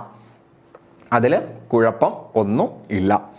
So reflexive pronouns can also be used with another noun or pronoun to emphasize a person or thing, which is called intensive pronoun. നമ്മൾ അത് അധികം ശ്രദ്ധിക്കേണ്ട ആവശ്യമില്ല, നമുക്ക് അത്രയും ഡെപ്തിലേക്ക് ക്വസ്റ്റ്യൻസ് അങ്ങനെ വന്ന് കണ്ടിട്ടില്ല. റിഫ്ലെക്സീവ് പ്രൊനൗണിനെ നമുക്ക് ഇന്റൻസീവ് പ്രൊനൗൺ എന്ന രീതിയിലും പേര് പറയാറുണ്ട്. റിഫ്ലെക്സീവ് പ്രൊനൗണിന്റെ മറ്റൊരു പേരാണ് ഇന്റൻസീവ് പ്രൊനൗൺ. അതിന് കാരണം എന്താ? ഞാൻ നേരത്തെ പറഞ്ഞതുപോലെ can also be used with another noun or pronoun to emphasize a person or thing. ഒരു വ്യക്തിയെ അല്ലെങ്കിൽ ഒരു സംഭവത്തെ ഒന്ന് ഉറപ്പിച്ച് പറയാൻ, ഒരു സംഭവത്തെ ഒന്ന് എംഫസൈസ് ചെയ്ത് പറയാൻ, ഒന്ന് ഉറപ്പിച്ച് പറയാനും റിഫ്ലെക്സീവ് പ്രൊനൗൺ യൂസ് ചെയ്യാറുണ്ട്. ഞാൻ തന്നെയാണ് അത് ചെയ്തത് എന്ന് പറയാനും. അപ്പൊ അവിടെ ആര് ആകണമെന്നില്ല, അവിടെ സബ്ജക്റ്റും ഒബ്ജക്റ്റും സെയിം ആകണമെന്നില്ല. പക്ഷേ അവിടെ ഞാൻ തന്നെയാണ് ഒരു പ്രവൃത്തി. ഞാൻ തുടക്കത്തിൽ പറഞ്ഞതുപോലെ ഇവിടെ എക്സാമ്പിൾ നോക്കൂ, I myself wrote the code. ഞാൻ തന്നെയാണ് കോഡ് എഴുതിയത്, ഞാൻ തന്നെയാണ് കോഡ് എഴുതിയത് എന്ന രീതിയിലും പറയാറുണ്ട്. അപ്പൊ റിഫ്ലെക്സീവ് പ്രൊനൗൺ എന്ന് പറയുന്നത് ഒരു സെന്റൻസിലെ സബ്ജക്റ്റും ഒബ്ജക്റ്റും സെയിം ആയിരിക്കുന്ന സമയത്ത് അതിനെ നമ്മൾ റിഫ്ലെക്സീവ് പ്രൊനൗൺ എന്ന് പറയാറുണ്ട്. എന്നാൽ ചില സമയങ്ങളിൽ ആ ഒരു പ്രവൃത്തി ചെയ്തത് അവൻ തന്നെയാണ് എന്ന് ഉറപ്പിച്ച് പറയുന്നതിന് വേണ്ടി, അല്ലെ, ഞാൻ തന്നെയാണ് അത് എഴുതിയത്, I myself wrote the code, ഞാൻ സ്വന്തമായിട്ട് തന്നെയാണ് ആ കോഡ് എഴുതിയത്. അവിടെ ഞാൻ ആ കോഡ് എഴുതി എന്ന് മാത്രം പറഞ്ഞാൽ മതിയായിരുന്നു. പക്ഷെ ആ കോഡ് ഞാൻ വേറെ ആരെ കൊണ്ടും ചെയ്യിപ്പിച്ചിട്ടില്ല, ഞാൻ തന്നെയാണ് ചെയ്തത് എന്ന് ഉറപ്പിച്ച് പറയുന്നതിനാണ് I myself wrote the code എന്ന് പറയുന്നത്. ഓക്കെ അല്ലേ? അപ്പൊ റിഫ്ലെക്സീവ് പ്രൊനൗണിന് ആ സമയത്ത് നമ്മൾ ഇന്റൻസീവ് പ്രൊനൗൺ എന്നോ അല്ലെങ്കിൽ എംഫറ്റിക് പ്രൊനൗൺ എന്നൊക്കെയോ പറയാറുണ്ട്. അപ്പൊ റിഫ്ലെക്സീവ് പ്രൊനൗണിന് രണ്ട് ഉപയോഗമുണ്ട്. ഒന്ന്, ഇതിൽ ആദ്യത്തേതാണ് നമ്മൾ മെയിൻ ആയിട്ട് സ്ട്രെസ് ചെയ്യേണ്ടത്. ഒരു സെന്റൻസിൽ സബ്ജക്റ്റും ഒബ്ജക്റ്റും സെയിം ആയിരുന്നാൽ അതിനെ റിഫ്ലെക്സീവ് പ്രൊനൗൺ എന്ന് പറയും. രണ്ട്, ഒരു സെന്റൻസിൽ ആ ഒരു പ്രവൃത്തി ചെയ്തത് ആ ഒരാൾ തന്നെയാണെന്ന് ഉറപ്പിച്ച് പറയുന്നതിന് വേണ്ടി, emphasize a person or thing, ഒരു പ്രവൃത്തി ചെയ്തത് ഒരു വസ്തുവാണ് അല്ലെങ്കിൽ ഒരു വ്യക്തിയാണെന്ന് ഉറപ്പിച്ച് പറയുന്നതിന് വേണ്ടിയും നമ്മൾ റിഫ്ലെക്സീവ് പ്രൊനൗൺ യൂസ് ചെയ്യാറുണ്ട്. ആ സമയത്ത് അതിന്റെ പേര് ജസ്റ്റ് ഒന്ന് മാറും. ഇന്റൻസീവ് പ്രൊനൗൺ എന്നോ എംഫതറ്റിക് പ്രൊനൗൺ എന്നോ അവിടെ യൂസ് ചെയ്യാറുണ്ട്. ഓക്കെ അല്ലേ? ഇനി റിഫ്ലെക്സീവ് പ്രൊനൗൺ എങ്ങനെയാണ് മേക്ക് ചെയ്യുന്നത് എന്ന് ചോദിച്ചാൽ ഇവിടെ ശ്രദ്ധിച്ചോളൂ. റിഫ്ലെക്സീവ് പ്രൊനൗൺ മേക്ക് ചെയ്യുന്നത് നമ്മുടെ ഉദാഹരണങ്ങളിലെല്ലാം റിഫ്ലെക്സീവ് പ്രൊനൗണിലെല്ലാം അവസാനം സെൽഫ് ഉണ്ടാവും. സെൽഫ് അല്ലേ? അതെവിടെയാണോ? പൊസസീവ് അഡ്ജക്റ്റീവ് ഉണ്ടല്ലോ, possessive adjective, my, your, his, her, it എന്നൊക്കെ പറയുന്ന പൊസസീവ് അഡ്ജക്റ്റീവിന് ശേഷം ഒരു സെൽഫ് ചേർത്ത് കൊടുക്കാം. ഇവിടെ മൈ അല്ലേ? ഇവിടെ മൈ, അപ്പൊ മൈ സെൽഫ്, യുവർ സെൽഫ്. അപ്പൊ റിഫ്ലെക്സീവ് പ്രൊനൗണിന്റെ അവസാനം ആ ഒരു പ്രൊനൗൺ സിംഗുലർ ആണെങ്കിൽ സെൽഫ് എന്നും പ്ലൂറൽ ആണെങ്കിൽ സെൽഫ്സ് എന്നും ഉണ്ടാകും. പ്ലൂറൽ സെൽഫ്സ് ആണ്. അപ്പൊ റിഫ്ലെക്സീവ് പ്രൊനൗണിന്റെ അവസാനത്തിൽ ഒരു സെൽഫ് അല്ലെങ്കിൽ സെൽഫ്സ് ഉണ്ടാകും. ഇപ്പൊ myself, yourself, herself. They ആവുമ്പോ ദം സെൽഫ് എന്നല്ല, ദം സെൽഫ്സ്. അവർ സെൽഫ്സ്. പ്ലൂറൽ ആണെങ്കിൽ സെൽഫ്സും, സിംഗുലർ ആണ് എങ്കിൽ സെൽഫുമാണ് ചേർക്കേണ്ടത്. ഓക്കെ അല്ലേ? ഇവിടെ നമുക്ക് എക്സാമ്പിളിലേക്ക് വരാം. അപ്പൊ നിങ്ങൾക്ക് കുറച്ചുകൂടി ക്ലിയർ ആകും. മൈ സെൽഫ്, കണ്ടില്ലേ? മൈ സെൽഫ് സിംഗുലർ ആയതുകൊണ്ടാണ് മൈക്കിപ്പുറം സെൽഫ് ചേർത്ത് കൊടുത്തത്. ഐ കട്ട് മൈ സെൽഫ്, ഞാൻ സ്വയം മുറിച്ചു. അപ്പൊ ഇവിടെ സബ്ജക്റ്റും ഒബ്ജക്റ്റും സെയിം ആണ്. ഐ കട്ട്, ഞാനാണ് മുറിച്ചത് എന്നെയാണ്. When I was making dinner last night, അല്ലെങ്കിൽ കഴിഞ്ഞ ദിവസം രാത്രിയിലോ ഞാൻ ഡിന്നർ ഉണ്ടാക്കുന്നതിനിടയിൽ എൻ്റെ കൈ ഞാൻ തന്നെ അറിയാതെ മുറിച്ചു പോയി അല്ലേ? കൈ അറിയാതെ മുറിഞ്ഞു പോയി. അതാണ് I cut my self. Then your self. അപ്പൊ ഇവിടെ യുവർ വരുന്ന സമയത്ത് യുവർ സെൽഫ് എന്നും പറയാം, യുവർ സെൽഫ്സ് എന്നും പറയാം.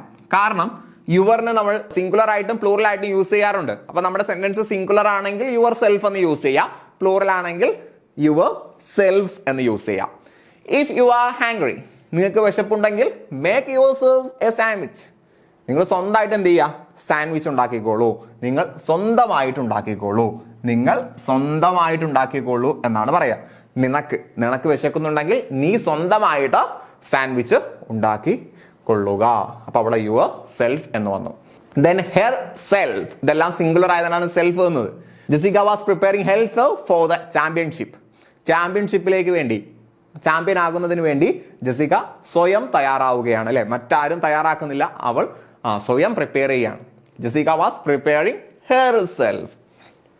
അപ്പൊ അവിടെ നമുക്ക് എന്ത് പറയേണ്ട ആവശ്യമില്ലായിരുന്നു? ഹെർസെൽഫ് പറയേണ്ട ആവശ്യമില്ല. Jessica was preparing for the championship എന്ന് പറഞ്ഞാൽ മതിയായിരുന്നു.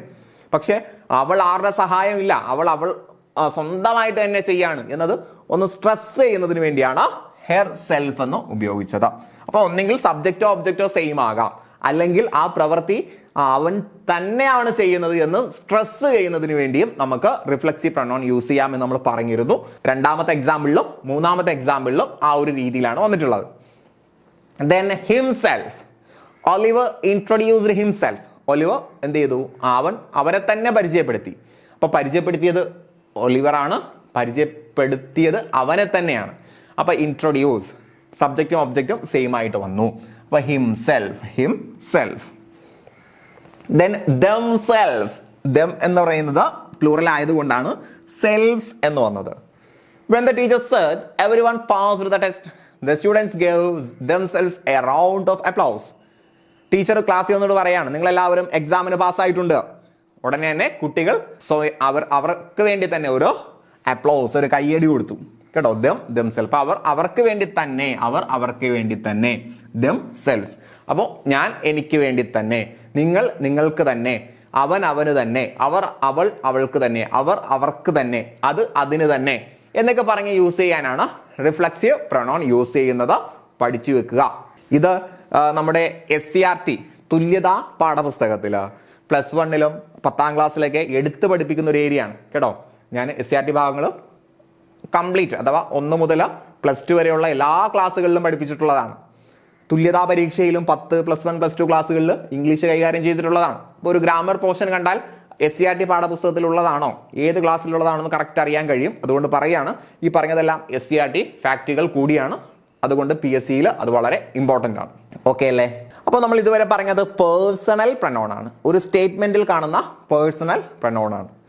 ഇനി ചോദ്യം ചോദിക്കുന്നതിന് വേണ്ടി ഉപയോഗിക്കുന്ന പ്രൊനൗൺസ് ഉണ്ടാവും കേട്ടോ. സ്റ്റേറ്റ്മെന്റിൽ കാണുന്നത് എന്ന് പറയുമ്പോൾ അത് സ്റ്റേറ്റ്മെന്റിന്റെ ഉള്ളിൽ വരുന്നു എന്ന അർത്ഥത്തിനാണ്. ഇനി ചോദ്യങ്ങൾ ചോദിക്കുന്നതിന് വേണ്ടി ഉപയോഗിക്കുന്ന പ്രൊനൗൺസ് ഉണ്ട്. അതിന് നമ്മൾ പറയുന്നത് ഇന്ററോഗേറ്റീവ്. ഇന്ററോഗേറ്റീവ് എന്ന പേരിനർത്ഥം തന്നെ ചോദ്യം ചോദിക്കുന്നത് എന്നാണ്. അപ്പൊ interrogative pronouns are also known as WH words. ഈ ഒരു പേരിലായിരിക്കും നിങ്ങൾക്ക് അറിയുന്നത്. WH ക്വസ്റ്റ്യൻ വേർഡ്സ് എന്ന് നിങ്ങൾക്ക് അറിയാം. അപ്പോൾ Wലോ Hലോ തുടങ്ങുന്ന ക്വസ്റ്റ്യൻ വാചകങ്ങൾ, ചോദ്യവാചകങ്ങൾ, അതാണ് ഇന്ററോഗേറ്റീവ് പ്രൊനൗൺ എന്ന് പറയുന്നത്. അപ്പോൾ questions using these are called WH questions. അപ്പോൾ WHൽ ആരംഭിക്കുന്ന Wലോ Hലോ ആരംഭിക്കുന്ന പ്രൊനൗൺ ആണ് ഇന്ററോഗേറ്റീവ് പ്രൊനൗൺസ്. ഇത് ചോദ്യം ചോദിക്കുന്നതിന് വേണ്ടിയാണ് സാധാരണഗതിയിൽ ഉപയോഗിക്കുക. അപ്പോൾ ചോദ്യം ചോദിക്കുന്നതിന് വേണ്ടി ഇതിനെ ഉപയോഗിക്കുന്ന സമയത്ത് നമ്മൾ WH ക്വസ്റ്റ്യൻസ് എന്ന് കൂടി ആ ചോദ്യത്തെ കുറിച്ച് പറയാറുണ്ട് അല്ലെ. ചോദ്യങ്ങൾ രണ്ട് തരത്തിലാണ്, യെസ് ഓർ നോ ക്വസ്റ്റ്യൻസും ഉണ്ട്, WH ക്വസ്റ്റ്യൻസും ഉണ്ട്. WH ക്വസ്റ്റ്യൻസ് എന്ന് പറഞ്ഞാൽ എന്താ? WH ക്വസ്റ്റ്യൻ വേർഡ് ഉപയോഗിച്ച് ചോദിക്കുന്ന ചോദ്യങ്ങളാണ്. ഓക്കെ അല്ലേ? അപ്പോൾ WH ക്വസ്റ്റ്യൻ വേർഡിലെ ഒന്നാമത്തത് അഥവാ ഇന്ററോഗേറ്റീവ് പ്രൊനൗൺ. ഇനി നിങ്ങൾ എന്ത് ചെയ്യാ പറയാ? ഇനി നിങ്ങൾ എന്താണ് പറയാനുള്ളത്? ഇന്ററോഗേറ്റീവ് പ്രൊനൗൺ എന്നാ പറയാറുണ്ട്. നിങ്ങളുടെ റേഞ്ച് കൂടിയിട്ടുണ്ട് കേട്ടോ. നിങ്ങളുടെ റേഞ്ച് ഈ ഒരു ക്ലാസ്സോട് കൂടി കൂടിയിട്ടുണ്ട്. അപ്പോൾ വാട്ട് എന്താണെന്ന് ചോദിച്ചാൽ WH ക്വസ്റ്റ്യൻ വേർഡ് എന്നല്ല, അത് ഇന്ററോഗേറ്റീവ് പ്രൊനൗൺ എന്ന് നിങ്ങൾ പറയണം. അപ്പോൾ വാട്ട് എന്ന് പറഞ്ഞാൽ used to ask about a thing or animal from a large or unlimited number of options. ഒരുപാട് ഓപ്ഷൻസ് ഉണ്ട്, നമ്മുടെ മുന്നിൽ ഒരുപാട് ഓപ്ഷൻസ് ഉണ്ട്. അപ്പൊ അതിൽ നിന്നും ഒരു വസ്തുവിനെ അല്ലെങ്കിൽ ഒരാളെ കുറിച്ച് ചോദിക്കാൻ, ഒരു വസ്തുവിനെയോ ഒരു മൃഗത്തെയോ ഒരു ആളെ കുറിച്ചോ ചോദിക്കാൻ, ഏതാളാണ് അല്ലെ, എന്താണ് എന്നൊക്കെ ചോദിക്കാനാണ് വാട്ട് എന്ന് പറഞ്ഞാൽ എന്ത് എന്നാണ് അതിന്റെ മീനിങ് അല്ലെ. അപ്പോൾ ഒരു വ്യക്തിയെ കുറിച്ചോ ഒരു വസ്തുവിനെ കുറിച്ചോ ചോദിക്കാനാണ് നമ്മൾ വാട്ട് യൂസ് ചെയ്യുക. അപ്പോൾ what is your favourite rolling stones song? നിങ്ങളുടെ ഏറ്റവും ഇഷ്ടപ്പെട്ട റോളിംഗ് സ്റ്റോൺസ് എന്ന് പറഞ്ഞാൽ ഒരു സോങ്ങിന്റെ പേരാണ്. നിങ്ങൾക്ക് ഏറ്റവും ഇഷ്ടപ്പെട്ട, നമുക്ക് വേണമെങ്കിൽ പറയാം ഇളയരാജ സോങ്. ഇളയരാജയുടെ സോങ്ങിൽ നിങ്ങൾക്ക് ഏറ്റവും ഇഷ്ടപ്പെട്ടത് ഏതാണ്? അപ്പോൾ ഒരു കൂട്ടം ഓപ്ഷൻസ് ഉണ്ട്, അതിൽ ഏത് സോങ്ങും നിങ്ങൾക്ക് പറയാം അല്ലെ, ഏത് സോങ്. അപ്പൊ ഏത് ആളെയാണ് നിങ്ങൾക്ക് ഇഷ്ടം എന്നും ചോദിക്കാം അല്ലെ. അപ്പൊ ഒരു ഗ്രൂപ്പ് ഓഫ് ഓപ്ഷനിൽ നിന്നും ഒരെണ്ണം സെലക്ട് ചെയ്യുന്നതിന് വേണ്ടി യൂസ് ചെയ്യുന്നതാണ് ഇന്ററോഗേറ്റീവ് പ്രൊനൗൺ എന്ന് പറയുന്നത്. Then which used to ask about a thing or animal from a narrow range of options. ഇവിടെ എന്തില്ല, ഒരുപാട് ഓപ്ഷൻസ് ഇല്ല, ചുരുങ്ങിയ കുറച്ച് ഓപ്ഷൻസേ ഉള്ളൂ. അപ്പൊ ചുരുങ്ങിയ ഓപ്ഷൻസിൽ നിന്നും ഒരെണ്ണം സെലക്ട് ചെയ്യാനാണ് വിച്ച് യൂസ് ചെയ്യുന്നത്. വാട്ട് എന്തെന്നാണ്, വിച്ച് ഏതെന്നാണ് അല്ലെ. വാട്ട് ഇൻ മീനിങ് എന്ത്, വിച്ച് ഏത്. അപ്പോൾ which is Jakes favourite musical instrument. അല്ല, ജേക്ക് എന്ന് പറയുന്ന ആളുടെ പ്രധാനപ്പെട്ട അല്ലെങ്കിൽ ഫേവറേറ്റ് ആയിട്ടുള്ള മ്യൂസിക്കൽ ഇൻസ്ട്രുമെന്റ് ഏതാണ് എന്നാണ് ചോദ്യം. അപ്പോൾ നാരോ റേഞ്ച് ഓഫ് ഓപ്ഷൻസിൽ നിന്നും തിരഞ്ഞെടുക്കാനാണ് വിച്ച് യൂസ് ചെയ്യുക. അപ്പോൾ കുറച്ചുകൂടി വലിയ ചോദ്യമാണ് എങ്കിൽ, അല്ലെങ്കിൽ കുറച്ചുകൂടി വലിയ റേഞ്ചിലുള്ള ഉത്തരം വരുന്ന രീതിയിലുള്ള ചോദ്യമാണെങ്കിൽ നമ്മൾ വാട്ട് യൂസ് ചെയ്യുന്നു. ഇനി വലുതല്ല, കുറച്ച് ഓപ്ഷൻസ് മാത്രമുള്ള ചോദ്യമാണ് നമ്മൾ ചോദിക്കുന്നത് എങ്കിൽ അവിടെ വിച്ച് യൂസ് ചെയ്യുന്നു കേട്ടോ, വിച്ച് യൂസ് ചെയ്യുന്നു. ക്ലിയർ ആയോ? അപ്പോൾ വാട്ട് എന്ന് പറഞ്ഞാൽ എന്ത്, വിച്ച് എന്ന് പറഞ്ഞാൽ ഏത്. ദെൻ ഹൂ എന്ന് പറഞ്ഞാൽ ആര്, ഒരു വ്യക്തിയെ കുറിച്ച് ചോദിക്കാനാണ് ഹൂ യൂസ് ചെയ്യുക. Used to ask about a person. അപ്പൊ നമ്മൾ ഒരു കാര്യം കൂടി മനസ്സിലാക്കുക, ഇവിടെ എല്ലാം ആനിമൽ എന്നാ പറഞ്ഞത് അല്ലേ. അപ്പൊ മനുഷ്യരെ കുറിച്ച് ചോദിക്കാൻ നമ്മൾ വാട്ടും വിച്ചും അങ്ങനെ യൂസ് ചെയ്യാറില്ല. ഒരു വ്യക്തിയെ സൂചിപ്പിക്കാൻ നമ്മൾ യൂസ് ചെയ്യുന്നത് ഹൂ ആണ്. അപ്പൊ വാട്ടും വിച്ചും നമ്മൾ സാധാരണഗതിയിൽ വ്യക്തിയെ സൂചിപ്പിക്കാൻ യൂസ് ചെയ്യാറില്ല. അവിടെ ഒരു വസ്തുവിനെയോ ഒരു മൃഗത്തെയോ ഒരു ജീവിയെ കുറിച്ചോ ചോദിക്കാനാണ് വാട്ടും വിച്ചും യൂസ് ചെയ്യുക. വാട്ടാകുമ്പോൾ കുറച്ചുകൂടി വലിയ റേഞ്ചിലുള്ള ചോദ്യമായിരിക്കും, വിച്ചാകുമ്പോൾ അതിനേക്കാൾ കുറച്ചുകൂടി ഷോർട്ട് ആയിട്ടുള്ള ഓപ്ഷൻസ് ആയിരിക്കും ഉണ്ടാവുക. ഇനി ഹൂ എന്ന് പറയുമ്പോൾ ഒരു വ്യക്തിയെ കുറിച്ച് ചോദിക്കാനാണ്. Used to ask about a person who performs the action in the answer or is described. അപ്പോൾ ഒരു പ്രവൃത്തി ചെയ്തത് ആര്, അതിനെക്കുറിച്ചുള്ള ചോദ്യമാണ് ഹൂ എന്ന് പറയുന്നത്. For example, who lives in the giant Victorian mansion on the hill. ആ ഒരു കുന്നിന്റെ അപ്പുറത്തെ ആ ഒരു വലിയ വീടിൽ ജീവിക്കുന്നത് ആരാണ്, അപ്പൊ അവിടെ ജീവിക്കുന്ന വ്യക്തി ആരാണ് എന്ന് ചോദിക്കുകയാണ്. അപ്പോൾ ഒരു വ്യക്തിയെ കുറിച്ചുള്ള ചോദ്യമാണെങ്കിൽ ഹൂ, ഒരു വസ്തുവിനെയോ ഒരു ജീവിയെ കുറിച്ചുള്ള ചോദ്യമാണെങ്കിൽ വാട്ടും ചോദിക്കാം വിച്ചും ചോദിക്കാം. അത് തമ്മിൽ ചെറിയൊരു ഡിഫറൻസേ ഉള്ളൂ. നിങ്ങൾ അവിടെ കിടന്ന് കെട്ടി കുടുങ്ങരുത്. വാട്ടെന്ന് പറയുമ്പോൾ അതൊരു വലിയ ചോദ്യത്താണ്, വലിയൊരു ഓപ്ഷനിലേക്കുള്ള സൂചനയാണ്. വിച്ച് ആവുമ്പോൾ കുറച്ചുകൂടി നാരോ ആയിട്ടുള്ള ഓപ്ഷനാണ്. ഓക്കെ അല്ലേ? ദെൻ അടുത്തത് ഹൂം ആണ്. ഹൂ എന്നുള്ളത് ഒരു വ്യക്തിയെ സൂചിപ്പിക്കുന്നു, അഥവാ ആ ഒരു പ്രവൃത്തി ചെയ്ത വ്യക്തിയെയാണ് സൂചിപ്പിക്കുന്നത്. എന്നാൽ ഹൂം ആകുന്ന സമയത്ത് ഒരു വ്യക്തിയെ കുറിച്ചാണ് ഹൂം സൂചിപ്പിക്കുന്നത്. പക്ഷേ അവിടെ ആ ഒരു പ്രവൃത്തി ചെയ്ത വ്യക്തിയെ കുറിച്ചല്ല, മറിച്ച് ഒരു ആക്ഷൻ എഫക്റ്റ് ചെയ്തത്, ചുരുക്കി പറഞ്ഞാൽ ഒരു ഒബ്ജക്റ്റിനെ കുറിച്ചുള്ള ചോദ്യമാണ് ഹൂം. ഹൂ എന്ന് പറഞ്ഞാൽ ഒരു സബ്ജക്റ്റിനെ കുറിച്ചുള്ള ചോദ്യമാണ്. ഹൂം ഒരു ഒബ്ജക്റ്റിനെ കുറിച്ചുള്ള ചോദ്യമാണ്. Used to ask about a person who receives the action in the answer. ഒരു ഉത്തരമുണ്ട്, ആ ഉത്തരത്തിലെ ഒബ്ജക്റ്റിലേക്ക് സൂചന നൽകുന്ന പ്രൊനൗൺ ആണ്. Whom did Terry interview on the podcast this week. ഈ ആഴ്ച പോഡ്കാസ്റ്റിലേക്ക് ടെറി ആരെയാണ് ഇന്റർവ്യൂ ചെയ്തത്? അപ്പോൾ നമ്മുടെ ഈ ചോദ്യത്തിനൊരു ഉത്തരം വരുമല്ലോ. ഈ ചോദ്യത്തിന് വരുന്ന ഉത്തരത്തിലെ ഒബ്ജക്റ്റിനെ കുറിച്ചുള്ള ചോദ്യമാണ് ഹൂം. ഒരു ഉത്തരത്തിലെ സബ്ജക്റ്റിനെ കുറിച്ചുള്ള ചോദ്യമാണ് ഹൂ. അപ്പോൾ ഹൂ എന്ന തുടങ്ങുന്ന ഒരു ക്വസ്റ്റ്യൻ കണ്ടാൽ അതിലെ ആൻസർ അതിലെ സബ്ജക്റ്റ് ആണ്. ഹൂം എന്ന ഒരു ക്വസ്റ്റ്യൻ കണ്ടാൽ അതിനർത്ഥം ആ ചോദ്യത്തിന് ഉത്തരമായിട്ട് വരുന്ന ആളാണ് അവിടുത്തെ ഒബ്ജക്റ്റ് എന്നാണ്. അപ്പോൾ ഹൂ സബ്ജക്റ്റിനെ കുറിക്കുന്നതും ഹൂം ഒബ്ജക്റ്റിനെ കുറിക്കുന്നതുമാണ്. ഓക്കെ അല്ലേ? ദെൻ ഹൂ സബ്ജക്റ്റിനെ കുറിക്കുന്നു, ഹൂം ഒബ്ജക്റ്റിനെ കുറിക്കുന്നു. ഹൂസ് എന്ന് പറഞ്ഞാൽ ഒരു വ്യക്തിയെ കുറിച്ച്, used to ask about a person, ഒരു വ്യക്തിയുടെ വിവരങ്ങളെ കുറിച്ചാണ് ചോദിക്കുന്നത്. ഉദാഹരണം, the red track blocking me is whose. ഇതിനെ നമുക്ക് വേണമെങ്കിൽ പറയാം ഒരു വ്യക്തിയുടെ പൊസസീവിനെ അഥവാ ഓണർഷിപ്പിനെ സൂചിപ്പിക്കുന്ന ചോദ്യമാണ് ഹൂസ്. ആരുടേത്? ഹൂസ് എന്ന് പറയുമ്പോൾ ആരുടേത്. The red track blocking me is whose. ഞാൻ അല്ലെങ്കിൽ എന്നെ ബ്ലോക്ക് ചെയ്തിരിക്കുന്ന ആ ഒരു റെഡ് കളറിലുള്ള ട്രക്കില്ലേ, അത് ആരുടേതാണ്. അപ്പൊ പൊസസീവിനെ സൂചിപ്പിക്കുന്ന ചോദ്യത്തിനുള്ള ഉത്തരമാണ് നമുക്ക് വേണ്ടതെങ്കിൽ നമ്മൾ ഹൂസ് ഉപയോഗിച്ച് ചോദിക്കും. അപ്പൊ ഹൂസ് ഉപയോഗിച്ച് ചോദിച്ചു കഴിഞ്ഞാൽ അത് ഒരു ഓണർഷിപ്പിലേക്കുള്ള ഒരു ചോദ്യമാണ്. കണ്ടില്ലേ, ഇവിടെ ആരുടേതാണ് ആ ഒരു ട്രക്ക്.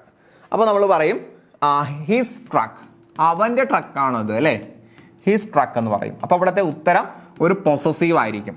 അപ്പൊ പൊസസീവ് ഉത്തരമായിട്ട് വരണമെങ്കിൽ ഹൂസ്, ഒബ്ജക്റ്റ് ഉത്തരമായിട്ട് വരണമെങ്കിൽ ഹൂം, ഇനി സബ്ജക്റ്റ് ഉത്തരമായിട്ട് വരണമെങ്കിൽ ഹൂ. ഓക്കെ അല്ലേ? ക്ലിയർ അല്ലേ? സോ നമുക്ക് അടുത്ത ഏരിയയിലേക്ക് വരാം. Relative pronoun. അടുത്തത് റിലേറ്റീവ് പ്രൊനൗൺ ആണ്. അപ്പോൾ ഇവിടെ റിലേറ്റീവ് പ്രൊനൗണും നമ്മുടെ നേരത്തെ പറഞ്ഞ ഇൻട്രോഗേറ്റീവ് പ്രൊനൗണും കാണാൻ രണ്ടും ഒരുപോലെ ഇരിക്കും. എന്നാൽ അവയുടെ ഉപയോഗത്തിലാണ് വ്യത്യാസം വരുന്നത് കേട്ടോ. ഹൂ അല്ലെങ്കിൽ വിച്ച്, ഹൂം, വെൻ, ഇതെല്ലാം റിലേറ്റീവ് പ്രൊനൗൺ ആണ്. അതേപോലെ അത് ഇൻട്രോഗേറ്റീവ് പ്രൊനൗൺ ആണ്. നമ്മളവിടെ ഇൻട്രോഗേറ്റീവ് പ്രൊനൗണിൽ എല്ലാം എടുത്തെടുത്ത് പറഞ്ഞിട്ടില്ല. ഇവിടെ നിങ്ങൾക്ക് ഞാൻ ആ ഒരു പിക്ചറിൽ കൊണ്ടുവന്നിട്ടുണ്ട്. ഹൂ എന്ന് പറഞ്ഞാൽ നമ്മൾ പറഞ്ഞിട്ടുണ്ട് സബ്ജക്റ്റിനെ സൂചിപ്പിക്കുന്നത് ഹൂ, ഒബ്ജക്റ്റിനെ സൂചിപ്പിക്കുന്നത് ഹൂം. ദെൻ ഒബ്ജക്റ്റിനെ സൂചിപ്പിക്കുന്നത് വ്യക്തിയല്ല വസ്തു, അല്ലെങ്കിൽ ഒരു ഒബ്ജക്റ്റിനെ സൂചിപ്പിക്കുന്നത് വിച്ച്. ദെൻ വൈ എന്ന കാരണത്തെക്കുറിച്ച് ചോദിക്കാൻ നമ്മൾ ഉപയോഗിക്കുന്ന ക്വസ്റ്റ്യൻ വേർഡാണ് വൈ. എന്തുകൊണ്ട്? Refers to reason. കാരണത്തെ സൂചിപ്പിക്കാൻ ചോദിക്കുന്നത് വൈ. ഇനി സമയത്തെ കുറിച്ച് ചോദിക്കാൻ യൂസ് ചെയ്യുന്നത് വെൻ, എപ്പോൾ അല്ലെ, എപ്പോൾ. ദെൻ സ്ഥലത്തെ കുറിച്ച് സൂചിപ്പിക്കാൻ എവിടെ, വെയർ, സ്ഥലത്തെ കുറിച്ച് സൂചിപ്പിക്കാൻ വെയർ. ദെൻ പൊസഷനെ കുറിച്ച് സൂചിപ്പിക്കാൻ നമ്മൾ പറഞ്ഞു, പൊസഷനെ കുറിച്ച് സൂചിപ്പിക്കാൻ അഥവാ ഓണർഷിപ്പിനെ കുറിച്ച് സൂചിപ്പിക്കാൻ നമ്മൾ യൂസ് ചെയ്യുന്നത് ഹൂസ് ആണ്, ഹൂസ്. ദെൻ ദാറ്റ് എന്ന് പറയുന്നത് ഇത് എന്തായിട്ട് യൂസ് ചെയ്യാറില്ല, ചോദ്യമായിട്ട് യൂസ് ചെയ്യാറില്ല കേട്ടോ. ദാറ്റ് എന്നുള്ളത് ചോദ്യമായിട്ട് യൂസ് ചെയ്യാറില്ല, അത് റിലേറ്റീവ് പ്രൊനൗൺ ആയിട്ടാണ് യൂസ് ചെയ്യുക. അപ്പൊ ഈ പറഞ്ഞതിൽ who, whom, which, why, when, where, whose. ഇനി ഹൗ ഒക്കെ വരാറുണ്ട് കേട്ടോ. ഹൗ, എങ്ങനെ. അപ്പൊ അത് ഒരു കാര്യത്തിന്റെ ഡിസ്ക്രിപ്ഷനെ, വിവരണത്തെ സൂചിപ്പിക്കാനാണ് ഹൗ വരുന്നത്. അപ്പൊ പല തരത്തിലുള്ള ഇൻട്രോഗേറ്റീവ് പ്രൊനൗൺ ഉണ്ട്. ഇത് തന്നെ നമ്മൾ എന്തായിട്ടും യൂസ് ചെയ്യാറുണ്ട്, റിലേറ്റീവ് പ്രൊനൗൺ ആയിട്ടും യൂസ് ചെയ്യാറുണ്ട്. അപ്പോൾ relative pronouns can cause ambiguity if they are not placed directly after their antecedent. അപ്പോൾ റിലേറ്റീവ് പ്രൊനൗൺ എന്ന് പറയുന്നത് നമ്മൾ ഒരു സെന്റൻസിൽ ഒരാളെക്കുറിച്ച് അല്ലെങ്കിൽ ഒരു സംഭവത്തെക്കുറിച്ച് പറയുന്നു. അവയുടെ വിവരണത്തെ ആ സെന്റൻസുമായിട്ട് ബന്ധിപ്പിക്കുന്നതിന് വേണ്ടിയാണ് നമ്മൾ എന്ത് ചെയ്യുന്നത്, റിലേറ്റീവ് പ്രൊനൗൺ യൂസ് ചെയ്യുന്നത്. ഇനി അങ്ങനെ ബന്ധിപ്പിച്ചില്ല എങ്കിൽ എന്ത് സംഭവിക്കും? ആ ഒരു സെന്റൻസിൽ ഒരു കംപ്ലീഷൻ ഉണ്ടാവില്ല. ഉദാഹരണം പറയുമ്പോൾ മനസ്സിലാവും. ഇവിടെ ദാറ്റ് എന്ന് പറയുന്നത് ഒരു റിലേറ്റീവ് പ്രൊനൗൺ ആണ്. നമ്മൾ ഇൻട്രോഗേറ്റീവ് പ്രൊനൗൺ ആയിട്ട് യൂസ് ചെയ്യുന്ന എല്ലാം റിലേറ്റീവ് പ്രൊനൗൺ ആയിട്ടും യൂസ് ചെയ്യാറുണ്ട്. ദാറ്റ് എന്ന് പറഞ്ഞാൽ എന്തെന്നാൽ എന്നൊക്കെ അർത്ഥത്തിനാണ് അല്ലേ. Used to introduce a restrictive clause. അപ്പൊ ഇനി അങ്ങോട്ടൊരു ക്ലോസ് വരാനുണ്ട് എന്നതിലേക്കുള്ള സൂചനയാണ് ദാറ്റ്. ഏതുപോലെ ദ ഹൗസസ് വീടുകൾ. എന്നിട്ട് ദാറ്റ് യൂസ് ചെയ്ത് കഴിഞ്ഞാൽ, ഇവിടെ ദാറ്റ് യൂസ് ചെയ്ത് കഴിഞ്ഞാൽ അതിനർത്ഥം ഇനി ഒരു വിശദീകരണം വരാറുണ്ട്. ഈ ഒരു വിശദീകരണം അതൊരു ക്ലോസ് ആണ്. ക്ലോസ് എന്ന് പറഞ്ഞാൽ ഒരു സബ്ജക്റ്റും പ്രെഡിക്കേറ്റും കൂടി ചേരുന്നതാണ് ഒരു ക്ലോസ്. ആ ഒരു ക്ലോസ് ഈ ഹൗസസിന്റെ വിശദീകരണമാണ്. ഓക്കെ അല്ലേ? റിലേറ്റീവ് പ്രൊനൗൺ അങ്ങനെയാണ് വരുന്നത്. ഒരു സെന്റൻസിന്റെ നടുക്ക് ഒരു റിലേറ്റീവ് പ്രൊനൗൺ ഉണ്ടാകും. ആ റിലേറ്റീവ് പ്രൊനൗൺ അതിന് തൊട്ട് മുന്നേ ഉള്ള സാധനം, അതാണ് ആന്റിസിഡന്റ് എന്ന് പറയുന്നത്. അതിന് തൊട്ട് മുന്നേ ഉള്ള നൗണിനെ വിശദീകരിക്കുന്നതായിരിക്കും. നോക്കിക്കോളൂ. Used to introduce a restrictive clause as in the houses വീടുകൾ. ദാറ്റ് എന്തെന്നാൽ ഐ ലീവ്ഡ് ഇൻ പ്രീവിയസ്ലി, ഞാൻ മുന്നേ താമസിച്ചിരുന്ന വീട് അല്ലേ. ദ ഹൗസസ് വീടുകൾ എങ്ങനെയുള്ള വീടുകളാണ്? That I lived in previously, ഞാൻ മുന്നേ താമസിച്ചിട്ടുള്ള വീടുകൾ. വെയർ ഓൾ ക്വൈറ്റ് സ്മോൾ, അതെല്ലാം വളരെ ചെറുതായിരുന്നു. സോ ഇവിടെ ദാറ്റ് എന്ന് പറയുന്ന ഒരു റിലേറ്റീവ് പ്രൊനൗൺ വന്നു. അതിനർത്ഥം ഇനി ശേഷം വരാൻ പോകുന്ന ആ ഒരു ക്ലോസ് ഈ ഹൗസിന്റെ വിശദീകരണമാണ്. അപ്പോൾ the houses that I lived in previously, ഞാൻ മുന്നേ താമസിച്ചിട്ടുള്ള വീടുകൾ, അത് വളരെ ചെറുതാണ്. അപ്പൊ ഇത് ഈ അഡീഷണൽ ആയിട്ട് ഒരു ക്ലോസ് വന്നിട്ടുണ്ട്. ഈ ഒരു ക്ലോസ് ഹൗസസ് എന്നതിന്റെ വിശദീകരണമാണ് എന്ന് നമ്മൾ മനസ്സിലാക്കണം. സോ വിച്ചിലേക്ക് വരാം. Which used to introduce a non restrictive clause. ഇതൊരു നോൺ റെസ്ട്രിക്റ്റീവ് ക്ലോസിലേക്കുള്ള സൂചനയാണ്. അവിടെ നോൺ റെസ്ട്രിക്റ്റീവ് ക്ലോസ് എന്നതിലപ്പുറം നമുക്ക് പറയാം അത് നേരത്തെ പറഞ്ഞിട്ടുള്ള ആ ഒരു വസ്തു അല്ലെങ്കിൽ ഒരു ആനിമൽ, അതിനെക്കുറിച്ചുള്ള വിശദീകരണമാണ് കേട്ടോ. നോൺ റെസ്ട്രിക്റ്റീവ് ക്ലോസ് എന്ന് പറയുമ്പോൾ ഇവിടുത്തെ ഉദ്ദേശം തൊട്ട് മുന്നേ പറഞ്ഞിട്ടുള്ള ഒരു ആനിമൽ അല്ലെങ്കിൽ ഒരു വസ്തു, ഒരു തിങ് കേട്ടോ. ആ ഒരു അർത്ഥത്തിനാണ് നോൺ റെസ്ട്രിക്റ്റീവ് ക്ലോസ് എന്ന് പറയുക. സോ മൈ പ്രീവിയസ് ഹൗസ്, എൻ്റെ പഴയ വീട്. വിച്ച് എന്ന് പറയുമ്പോൾ എങ്ങനെയുള്ള വീടാണ്? അപ്പോൾ ഈ ഒരു ഹൗസിന്റെ വിശദീകരണമാണ്. വിച്ച് വാസ് ക്വൈറ്റ് സ്മോൾ, അത് വളരെ ചെറുതാണ് എന്നർത്ഥം. അങ്ങനെ ഞാൻ താമസിച്ചിരുന്ന ആ പഴയ വീട് എങ്ങനെയുള്ള വളരെ ചെറിയ ആ ഒരു വീട്. വാസ് ഇൻ കോൺവെൻട്രി, അത് കോൺവെൻട്രി അല്ല കവൻട്രി. ഓക്കെ അല്ലേ? ക്ലിയർ ആയോ? ദെൻ അടുത്ത ഹൂ ആണ്. ഹൂ എന്ന് പറയുന്നത് functions as the subject of the close as in, അതൊരു സബ്ജക്റ്റിനെ സൂചിപ്പിക്കുന്നത് അഥവാ സബ്ജക്റ്റിന്റെ വിശദീകരണമായിട്ട് വരുന്നതാണ് ഹൂ എന്ന് പറയുന്നത് സബ്ജക്റ്റിന്റെ വിശദീകരണമായിട്ട് വരുന്നു. വിച്ച് എന്ന് പറയുന്നത് ഒരു സെന്റൻസിലെ ആനിമൽ അല്ലെങ്കിൽ തിങ്, അവയുടെ ഒരു നോൺ റെസ്ട്രിക്റ്റീവ് ക്ലോസ് ആയിട്ട് വരുന്നത് അഥവാ അതിൻ്റെ ഒരു ഡിസ്ക്രിപ്ഷൻ ആയിട്ട് വരുന്നതാണ് വിച്ച്. ഹൂ എന്ന് പറയുന്നത് സബ്ജക്റ്റ്, ഒരു സബ്ജക്റ്റ് ഉണ്ടാകും, ആ സബ്ജക്റ്റിന്റെ വിശദീകരണമായിട്ട് വരുന്നത്. People who signed up to a participate were asked to complete a preliminary survey. ആളുകൾ സബ്ജക്റ്റ് ആണ്, പിന്നെ ഹൂ പറഞ്ഞു. അപ്പോൾ ആ ഒരു സബ്ജക്റ്റിന്റെ വിശദീകരണമാണ് ഇനി അങ്ങോട്ട് പറയുന്നത്. Who signed up to participate, പങ്കെടുക്കാം എന്ന ഉടമ്പടിയിൽ ഒപ്പുവെച്ച ആളുകൾ. Were asked to complete a preliminary survey, അവരൊരു സർവേയിൽ അല്ലെങ്കിൽ അവരൊരു സർവേ എന്ത് ചെയ്യണം? പൂർത്തിയാക്കണം. അപ്പൊ ഇവിടെ സബ്ജക്റ്റിന്റെ വിശദീകരണമാണ്. ഓക്കെ അല്ലേ? ദെൻ ഹൂം എന്ന് പറയുമ്പോൾ എന്തിന്റെ വിശദീകരണമായിരിക്കും? ഒബ്ജക്റ്റിന്റെ വിശദീകരണമായിരിക്കും. Used as an object pronoun, അത് ഈ ഒബ്ജക്റ്റ് പ്രൊനൗണിന്റെ വിശദീകരണമായിട്ടാണ് യൂസ് ചെയ്യുക. As in I don't know the names of my other neighbours, എനിക്ക് എൻ്റെ മറ്റു അയൽവാസികളുടെ പേര് അറിയില്ല. അപ്പോൾ ഈ ഒരു സെന്റൻസിലെ നെയ്ബേഴ്സ് അതിൻ്റെ വിശദീകരണമാണ്. ഹൂം ഐ ഹാവ് നെവർ മെറ്റ്, ഞാൻ അവരെ ഒരിക്കലും കണ്ടിട്ടില്ല.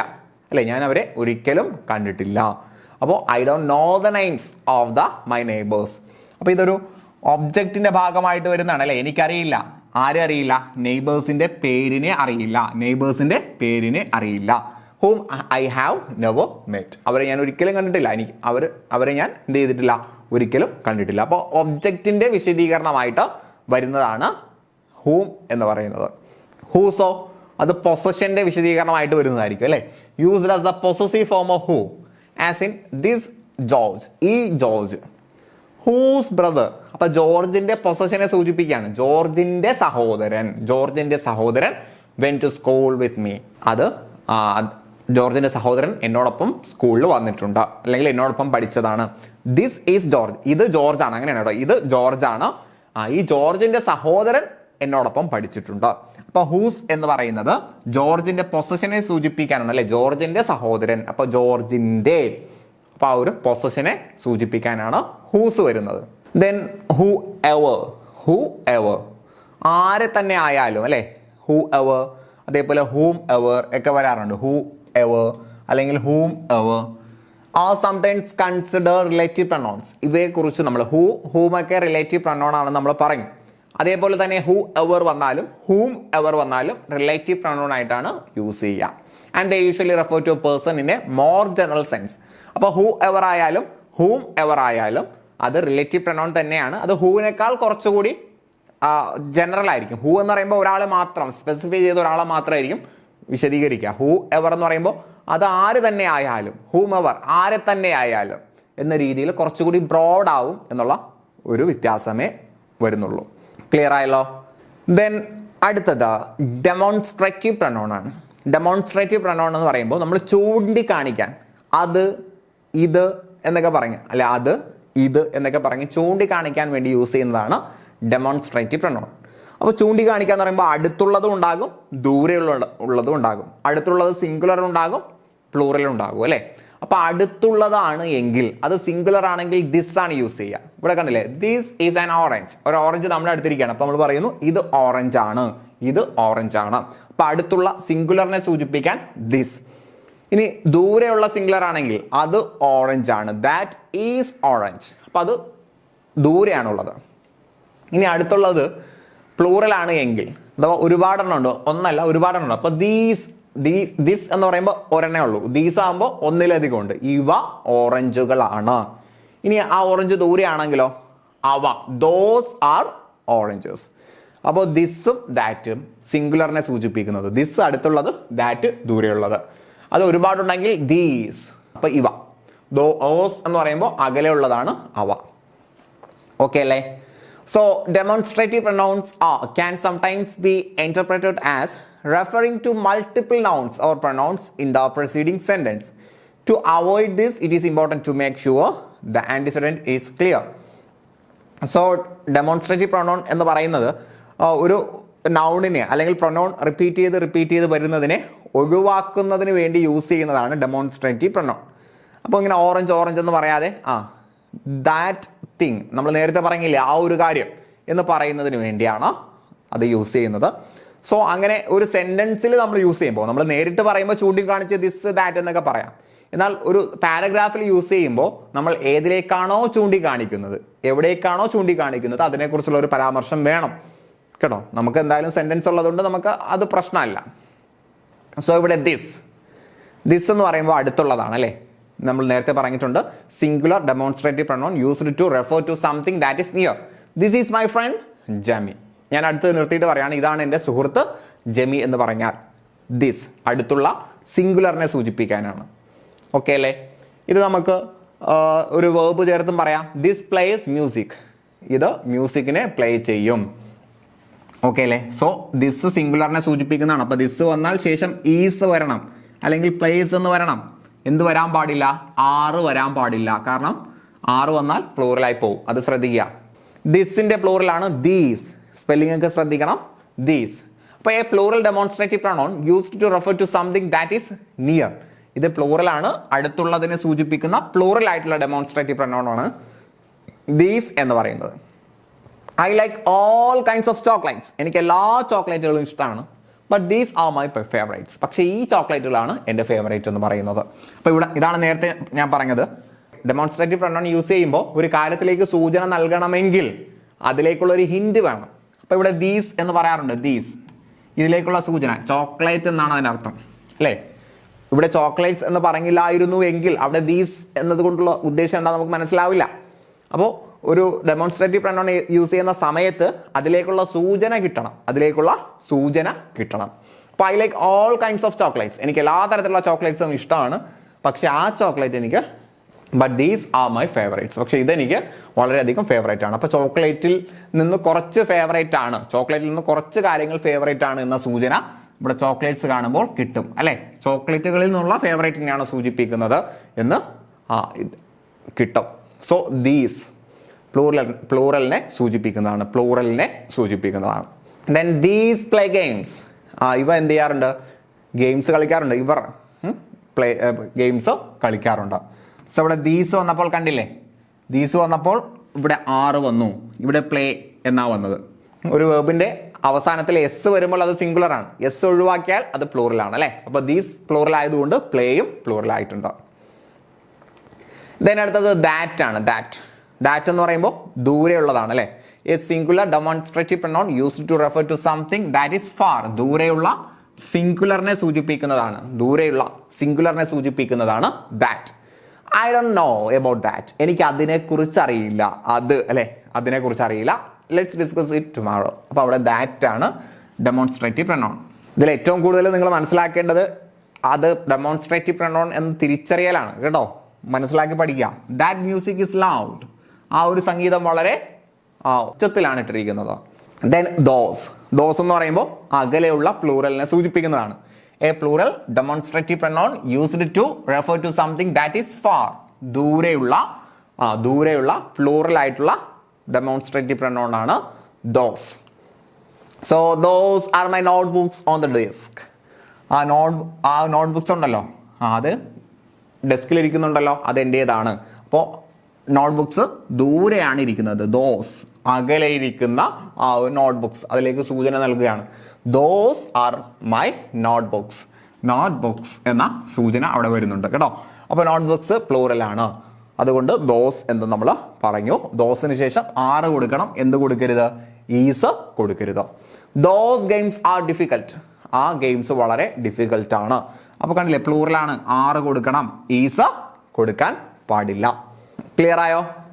സോ ഇനി കുറച്ച് പ്രൊനൗൺസിനെ കുറിച്ച് നമുക്ക് പറയേണ്ടതുണ്ട്. ഒന്ന് ഡിസ്ട്രിബ്യൂട്ടീവ് പ്രൊനൗൺസ്. ഇതൊക്കെ ചിലപ്പോൾ നിങ്ങൾ ഇങ്ങനെ എടുത്ത് പഠിച്ചിട്ടുണ്ടാവില്ല, നമ്മളിങ്ങനെ ഡീറ്റെയിൽ ആയിട്ട് പഠിക്കണം. ഇങ്ങനെ ഡീറ്റെയിൽ ആയിട്ട് പഠിച്ചാലേ ചോദ്യം എങ്ങനെ വന്നാലും നമുക്ക് ആൻസർ ചെയ്യാൻ കഴിയും. Distributive pronouns are used to consider the members of group separately rather than collectively. Some other examples of distributive pronouns include any, no one, everyone. അപ്പോൾ ഡിസ്ട്രിബ്യൂട്ടീവ് പ്രൊനൗൺ എന്ന് പറയുന്നത് consider the members of group separately. ഒരു ഗ്രൂപ്പിലെ ഓരോ മെമ്പേഴ്സിനെയും separate ആയിട്ട് പരിഗണിക്കുന്നു. എന്തല്ല, അവയെ കളക്റ്റീവ്, ഒരു ഗ്രൂപ്പായിട്ടല്ല, ആ ഗ്രൂപ്പിലെ ഓരോ മെമ്പേഴ്സിനെയും സെപ്പറേറ്റ് ആയിട്ട് പരിഗണിക്കുന്നു. ഉദാഹരണം, നോ വൺ എന്ന് പറയുമ്പോൾ ആ ഗ്രൂപ്പ് എന്നല്ല, മറിച്ച് ആ ഗ്രൂപ്പിലെ ഒരാളും അങ്ങനെ ചെയ്തിട്ടില്ല എന്നാണ്. അപ്പോൾ ഒരു ഗ്രൂപ്പിനെ മൊത്തത്തിൽ പരിഗണിക്കാതെ, ആ ഗ്രൂപ്പിലെ ഓരോ മെമ്പേഴ്സിനെ പരിഗണിച്ചുകൊണ്ട് നമ്മൾ യൂസ് ചെയ്യുന്നതാണ് ഡിസ്ട്രിബ്യൂട്ടീവ് പ്രൊനൗൺ എന്ന് പറയുന്നത്. മനസ്സിലായോ? ആ ഒരു ഗ്രൂപ്പിലെ ഓരോ മെമ്പേഴ്സിനെയും സെപ്പറേറ്റ് ആയിട്ട് പരിഗണിക്കുന്ന പ്രൊനൗൺ ആണ് ഡിസ്ട്രിബ്യൂട്ടീവ് പ്രൊനൗൺ എന്ന് പറയുന്നത്. നമുക്ക് എക്സാമ്പിൾസ് നോക്കാം. ഈച്ച് എന്ന് പറയുമ്പോൾ ആ ഒരു ഗ്രൂപ്പിലെ ഓരോ ആളുകളെയും സെപ്പറേറ്റ് ആയിട്ട് അവിടെ പരിഗണിക്കുന്നുണ്ട്. ഓരോ ആളുകളും. Each of the students must carry their identity card. വിദ്യാർത്ഥികളിലെ ഓരോ ആളുകളും, അപ്പൊ എല്ലാ വിദ്യാർത്ഥികളും ഒരുമിച്ച് ഒരു ID കാർഡ് കൊണ്ടുവന്നാൽ പറ്റില്ല. ഓരോ ആളുകളും സെപ്പറേറ്റ് ആയിട്ട്, അതാണ് ഓരോ ആളുകളെയും സെപ്പറേറ്റ് ആയിട്ട് പരിഗണിക്കുന്നുണ്ട്. നിങ്ങൾ എല്ലാവരും അവരവരുടെ ID കാർഡ് കൊണ്ടുവരണം. ഈച്ച് ഓഫ് സ്റ്റുഡൻസ്, അപ്പോൾ ഒരു ഗ്രൂപ്പിലെ ഓരോ മെമ്പേഴ്സിനെയും സെപ്പറേറ്റ് ആയിട്ട് കൺസിഡർ ചെയ്യുന്ന ഒരു പ്രൊനൗൺ ആണ് ഡിസ്ട്രിബ്യൂട്ടീവ് പ്രൊനൗൺ. അപ്പൊ ഈച്ച് ഓഫ് ദി സ്റ്റുഡൻസ്. അപ്പൊ ഇവിടെ നിങ്ങൾ മനസ്സിലാക്കേണ്ട മറ്റൊരു കാര്യം, ഈച്ച് വന്നു കഴിഞ്ഞാൽ ഈച്ച് ഓഫ് ദി സ്റ്റുഡൻസ് പിന്നെ വരുന്നത് പ്ലൂറൽ ആയിരിക്കും. Each of the students. അപ്പൊ ഈച്ച് ഓഫ് കഴിഞ്ഞാൽ ശേഷം ഒരു നൗൺ ഉണ്ടാകും. ആ നൗൺ പ്ലൂറൽ ആണ്. So each of the students must carry their identity card. Then every participant. അപ്പൊ പാർട്ടിസിപ്പന്റിൽ നിന്നുള്ള എല്ലാ ആളുകളും വിൽ ബി ഫെലിസിറ്റേറ്റഡ്. അവർക്കെല്ലാം എന്ത് പറയും? ആശംസ ലഭിക്കും. അവരോടെല്ലാം ആശംസ അർപ്പിക്കുകയാണ്. അപ്പൊ ആശംസ കിട്ടുന്നത് ആ ഗ്രൂപ്പിലല്ല, ആ ഗ്രൂപ്പിന് മാത്രമല്ല, ആ ഗ്രൂപ്പിലെ ഓരോ അംഗങ്ങൾക്കും കേട്ടോ, ആ ഗ്രൂപ്പിലെ ഓരോ അംഗങ്ങൾക്കും. Then either you or Harry is going to stay with me till the end of the show. അപ്പൊ ഇവിടെ രണ്ടാൾക്കും കിട്ടില്ല, രണ്ടിൽ ഒരാൾക്കാണ് അല്ലെ. either you, ഒന്നെങ്കിൽ നിനക്ക് അല്ലെങ്കിൽ ഹാരി, ഒന്നെങ്കിൽ നീ അല്ലെങ്കിൽ ഹരി എന്ത് ചെയ്യണം? Is going to stay with me, എന്നോടൊപ്പം താമസിക്കണം till the end of the show, ഈ ഒരു ഷോ അവസാനിക്കുന്നത് വരെ നീ അല്ലെങ്കിൽ ഹരി. അപ്പൊ ഈ എയ്തർ വരുമ്പോൾ ഒന്നെങ്കിൽ ഇത് ഒന്നെങ്കിൽ അല്ലെങ്കിൽ ഇത് എന്ന അർത്ഥത്തിനാണ് കേട്ടോ. എയ്തർ വരുന്ന സമയത്ത് ഒന്നെങ്കിൽ ഒരാൾ അല്ലെങ്കിൽ മറ്റൊരാൾ എന്ന അർത്ഥത്തിനാണ് എയ്തർ വരുന്നത്. നെയ്തർ വരുന്ന സമയത്തോ ആർക്കും ഇല്ല എന്നുള്ള അർത്ഥത്തിനാണ്. നെയ്തർ ഓഫ് യു, നിങ്ങളിൽ ഒരാളും is accepted at the university. യൂണിവേഴ്സിറ്റിയിൽ എന്തല്ല? സ്വീകാര്യനല്ല, അല്ലെങ്കിൽ നിങ്ങൾക്ക് അക്സെപ്റ്റൻസ് കിട്ടിയിട്ടില്ല. അപ്പോൾ ഒരാൾക്കും കിട്ടിയിട്ടില്ല, നിങ്ങളിൽ നിന്ന് ഒരാൾക്കും കിട്ടിയിട്ടില്ല. നെയ്തർ ഓഫ് യു, നിങ്ങളിൽ നിന്നും ഒരാൾക്കും കിട്ടിയിട്ടില്ല. ദെൻ ഓൾ എന്ന് പറയുമ്പോൾ എല്ലാവരെയും സൂചിപ്പിക്കുകയാണ്. ഓൾ ഓഫ് മൈ ഫ്രണ്ട്സിൽ നിന്ന് എല്ലാവരും. അപ്പോൾ നിങ്ങളിൽ നിന്ന് ഓരോ എല്ലാവരും എൻറ്റേർഡ് ദ കോസ്റ്റ്യൂം കോൺടെസ്റ്റ്. എല്ലാവരും കോസ്റ്റ്യൂം കോൺടെസ്റ്റിലേക്ക് മത്സരത്തിലേക്ക് പേര് തന്നിട്ടുണ്ട്. പക്ഷെ നൺ ഓഫ് ദം വോൺ, നിങ്ങളിൽ ഒരാളും എന്ത് ചെയ്തിട്ടില്ല? വിജയിച്ചിട്ടില്ല. അപ്പൊ ഇവിടെ നെയ്തർ, എയ്തർ, എവ്രി, ഈച്ച് ഇതെല്ലാം ഡിസ്ട്രിബ്യൂട്ടീവ് പ്രൊനൗൺ ആണ്. നൺ, ഓൾ എന്ന് പറയുമ്പോൾ എല്ലാവരും, നൺ എന്ന് പറയുമ്പോൾ ഒരുത്തരുമില്ല. ഓൾ എന്നതിന്റെ ഓപ്പോസിറ്റ് ആണ്. None of the boxes were damaged, ഒരൊറ്റ ബോക്സ് എന്ത് ചെയ്തിട്ടില്ല? ഡാമേജ് സംഭവിച്ചിട്ടില്ല. ബോത്ത് എന്ന് പറയുമ്പോൾ രണ്ടിനെ സൂചിപ്പിക്കുന്നതാണ് അല്ലെ, രണ്ടിനെ സൂചിപ്പിക്കുന്നതാണ്, രണ്ട് വസ്തുവിനെ അല്ലെങ്കിൽ രണ്ട് ആളുകളെ. Both of the dresses are beautiful, രണ്ട് ഡ്രസ്സുകളും മനോഹരമാണ്, രണ്ട് ഡ്രസ്സുകളും മനോഹരമാണ്. ദെൻ എവ്രി ചൈൽഡ്, എല്ലാ കുട്ടികളും, എവ്രി ചൈൽഡ് ഈസ് യുണീക്ക്, ഓരോ കുട്ടിയും അല്ലെങ്കിൽ എല്ലാ കുട്ടികളും യുണീക്ക് ആണ് എന്ന് സൂചിപ്പിക്കുന്നു. ഓക്കെ അല്ലേ? ദെൻ അടുത്തത് ഇൻഡെഫിനിറ്റീവ് പ്രൊനൗൺ ആണ്. അപ്പോൾ ഇവിടെ നമ്മൾ പറഞ്ഞ പ്രൊനൗണെല്ലാം ഒരു ഡെഫിനിറ്റീവ് ആയിട്ടുള്ള ഒരു ഒബ്ജക്റ്റോ അല്ലെങ്കിൽ പേഴ്സൺസോ ഉണ്ട്. എന്നാൽ അങ്ങനെയല്ല, ഒരു വലിയൊരു കൂട്ടത്തെ, ഡെഫിനിറ്റ് അല്ലാത്ത വലിയൊരു കൂട്ടത്തിലേക്ക് സൂചന നൽകുന്ന പ്രൊനൗൺ ഉണ്ട്. അതിനെയാണ് നമ്മൾ ഇൻഡെഫിനിറ്റ് പ്രൊനൗൺ എന്ന് പറയാറ്. And indefinite pronoun is a pronoun that refers to a non specific person, thing or amount.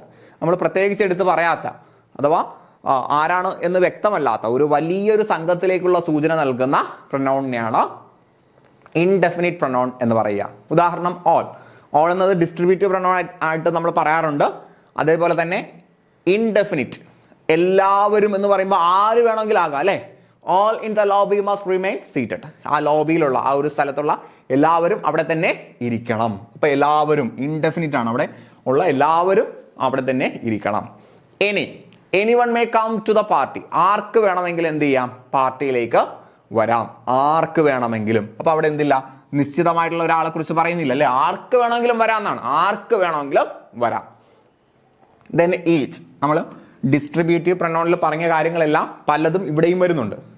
From each according to his ability to reach according to his needs. നിങ്ങളുടെ ഓരോ ആളുകളുടെയും കഴിവനുസരിച്ച്, നിങ്ങളുടെ ആവശ്യം അനുസരിച്ച് നിങ്ങൾക്ക് എത്താൻ കഴിയും അല്ലെ. From each according to his ability to each according to his needs. അപ്പോൾ നിങ്ങളുടെ കഴിവ് എന്ന് പറയുന്നത് നിങ്ങളുടെ ആവശ്യം അനുസരിച്ചായിരിക്കും. നിങ്ങളുടെ കഴിവ് നിങ്ങളുടെ ആവശ്യം അനുസരിച്ചായിരിക്കും, അതൊരു പ്രയോഗമാണ്. നിങ്ങളുടെ കഴിവ്, നിങ്ങളുടെ ശേഷി നിങ്ങളുടെ ആവശ്യം പോലെ ഇരിക്കും അല്ലെ. നിങ്ങൾക്ക് ജോലി വേണം എങ്കിൽ നിങ്ങൾ അധ്വാനിക്കണം. അപ്പോൾ നിങ്ങളുടെ താല്പര്യം പോലെ ഇരിക്കും നിങ്ങളുടെ അധ്വാനം. ദെൻ എവ്രിബഡി, എല്ലാവരും. Everybody has A cup of coffee, എല്ലാവർക്കും ഒരു കപ്പ് ചായ. അപ്പോൾ ഇന്ന ആളൊന്നുമില്ല, വരുന്ന എല്ലാവർക്കും ഒരു കപ്പ് ചായ.